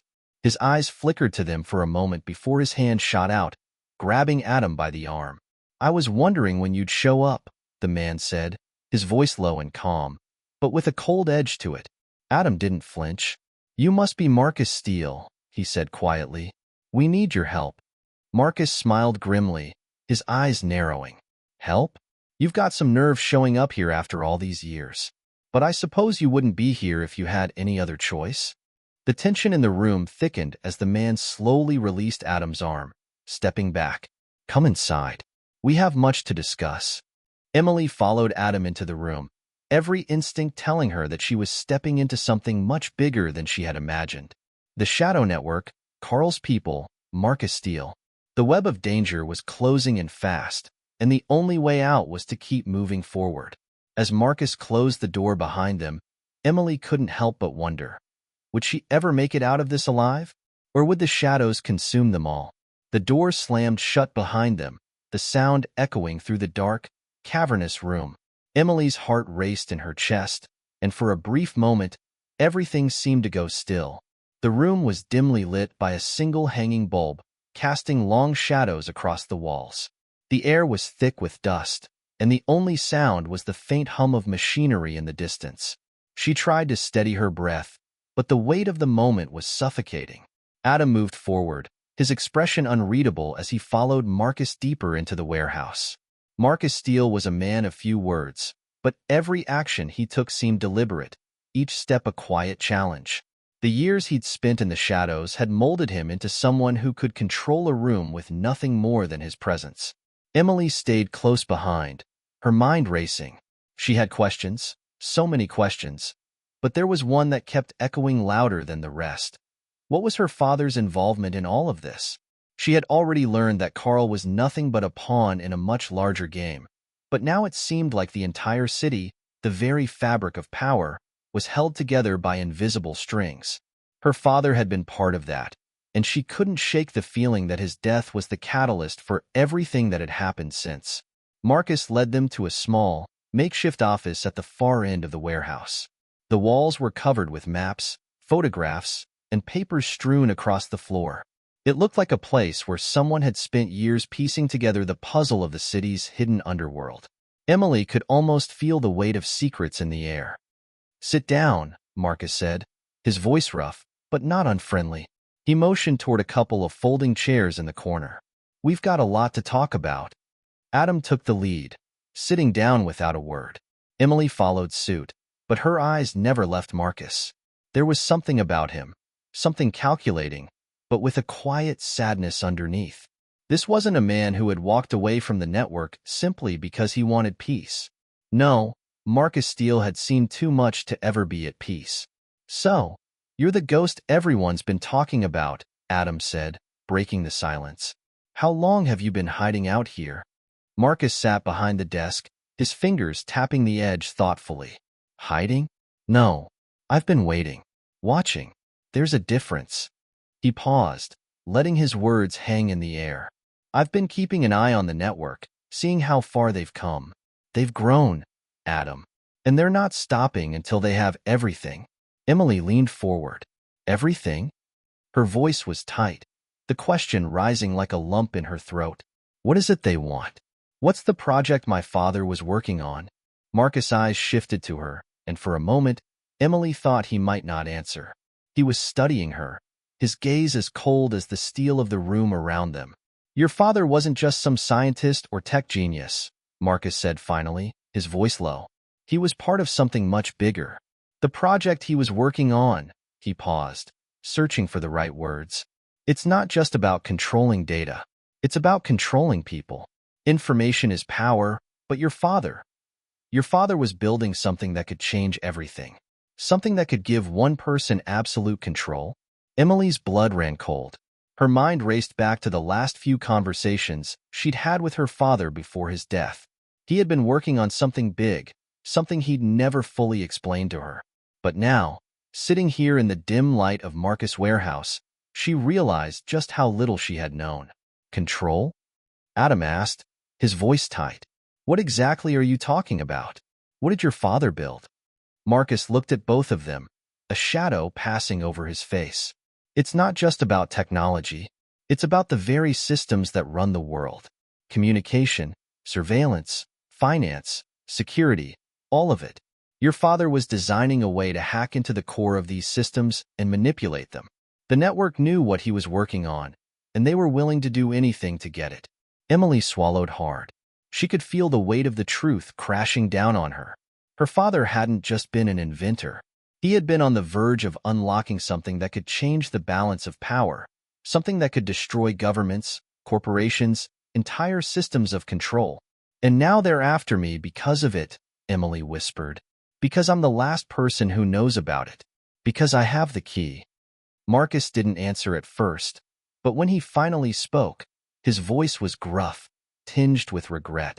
You're not wrong, but it's worse than that. You're not just the last one who knows about the project. You're the last one who can finish it. The network doesn't just want to take it from you. They want to use you. Emily's heart pounded, her hands trembling in her lap. Use me? How? Marcus leaned forward, his eyes intense. You're not just some pawn in their game, Emily. You're the final piece. Your father's work. He didn't just leave behind a blueprint. He left behind a key to activating it. He encoded it into your DNA. That's why they killed him. He knew what he was doing. He knew you were the only one who could unlock it. The room seemed to spin around her. Emily felt lightheaded, the words barely registering as they hit her. DNA? Her voice faltered. You're saying my father put something in me? What is it? How could he have known? Marcus ran a hand through his hair, clearly frustrated. He didn't know exactly, but he had his suspicions. The way your brain works, the way your body processes information. It's a perfect match for the project he was building. He couldn't finish it on his own, but he left clues for you, hidden within your biology. All we need is to find the right sequence, unlock the code, and you'll have the power to access it. Emily felt a chill crawl up her spine. And what happens when I unlock it? Marcus' expression grew dark. Everything changes. The network will gain control over everything. Communication, surveillance, finance, security. Every system that runs this world will fall under their control. They'll become untouchable. Adam's fist clenched. And if we stop them? Marcus gave a grim smile, but it didn't reach his eyes. You'll have to move fast. They won't give you time to figure it out. The moment they realize you're a threat, they'll stop at nothing to take you down. There was a heavy silence in the room, and for the first time in what felt like forever, Emily didn't know what to say. The gravity of the situation was so immense that her mind struggled to process it all. Her father's death, the conspiracy, the power hidden within her own body. It was too much to bear, yet there was no turning back. So, what now? Adam's voice cut through the silence. What's our next move? Marcus stood up, his movements slow but purposeful. He walked over to the wall covered with maps and photos, pointing to a location on the map. You need to go to this location. It's a high-security facility, one of the last places your father worked before he died. There's something there, something crucial, but you can't do it alone. Emily looked at him, heart pounding. What is it? What's there? Marcus hesitated for a moment before responding, his voice low. The key to unlocking the final stage of the project. But be careful, Emily. If the network gets their hands on it first. His words hung in the air, thick with danger and urgency. You have no time left. Emily stood up, the weight of the world on her shoulders. This was it, the moment that would define everything. She had a choice. Keep running, or face the truth and unlock the power her father had left behind. The question was no longer if she could stop the network. It was whether she had the strength to stop them before they took everything she loved. But one thing was clear. No matter what happened next, the game of shadows was about to get much darker.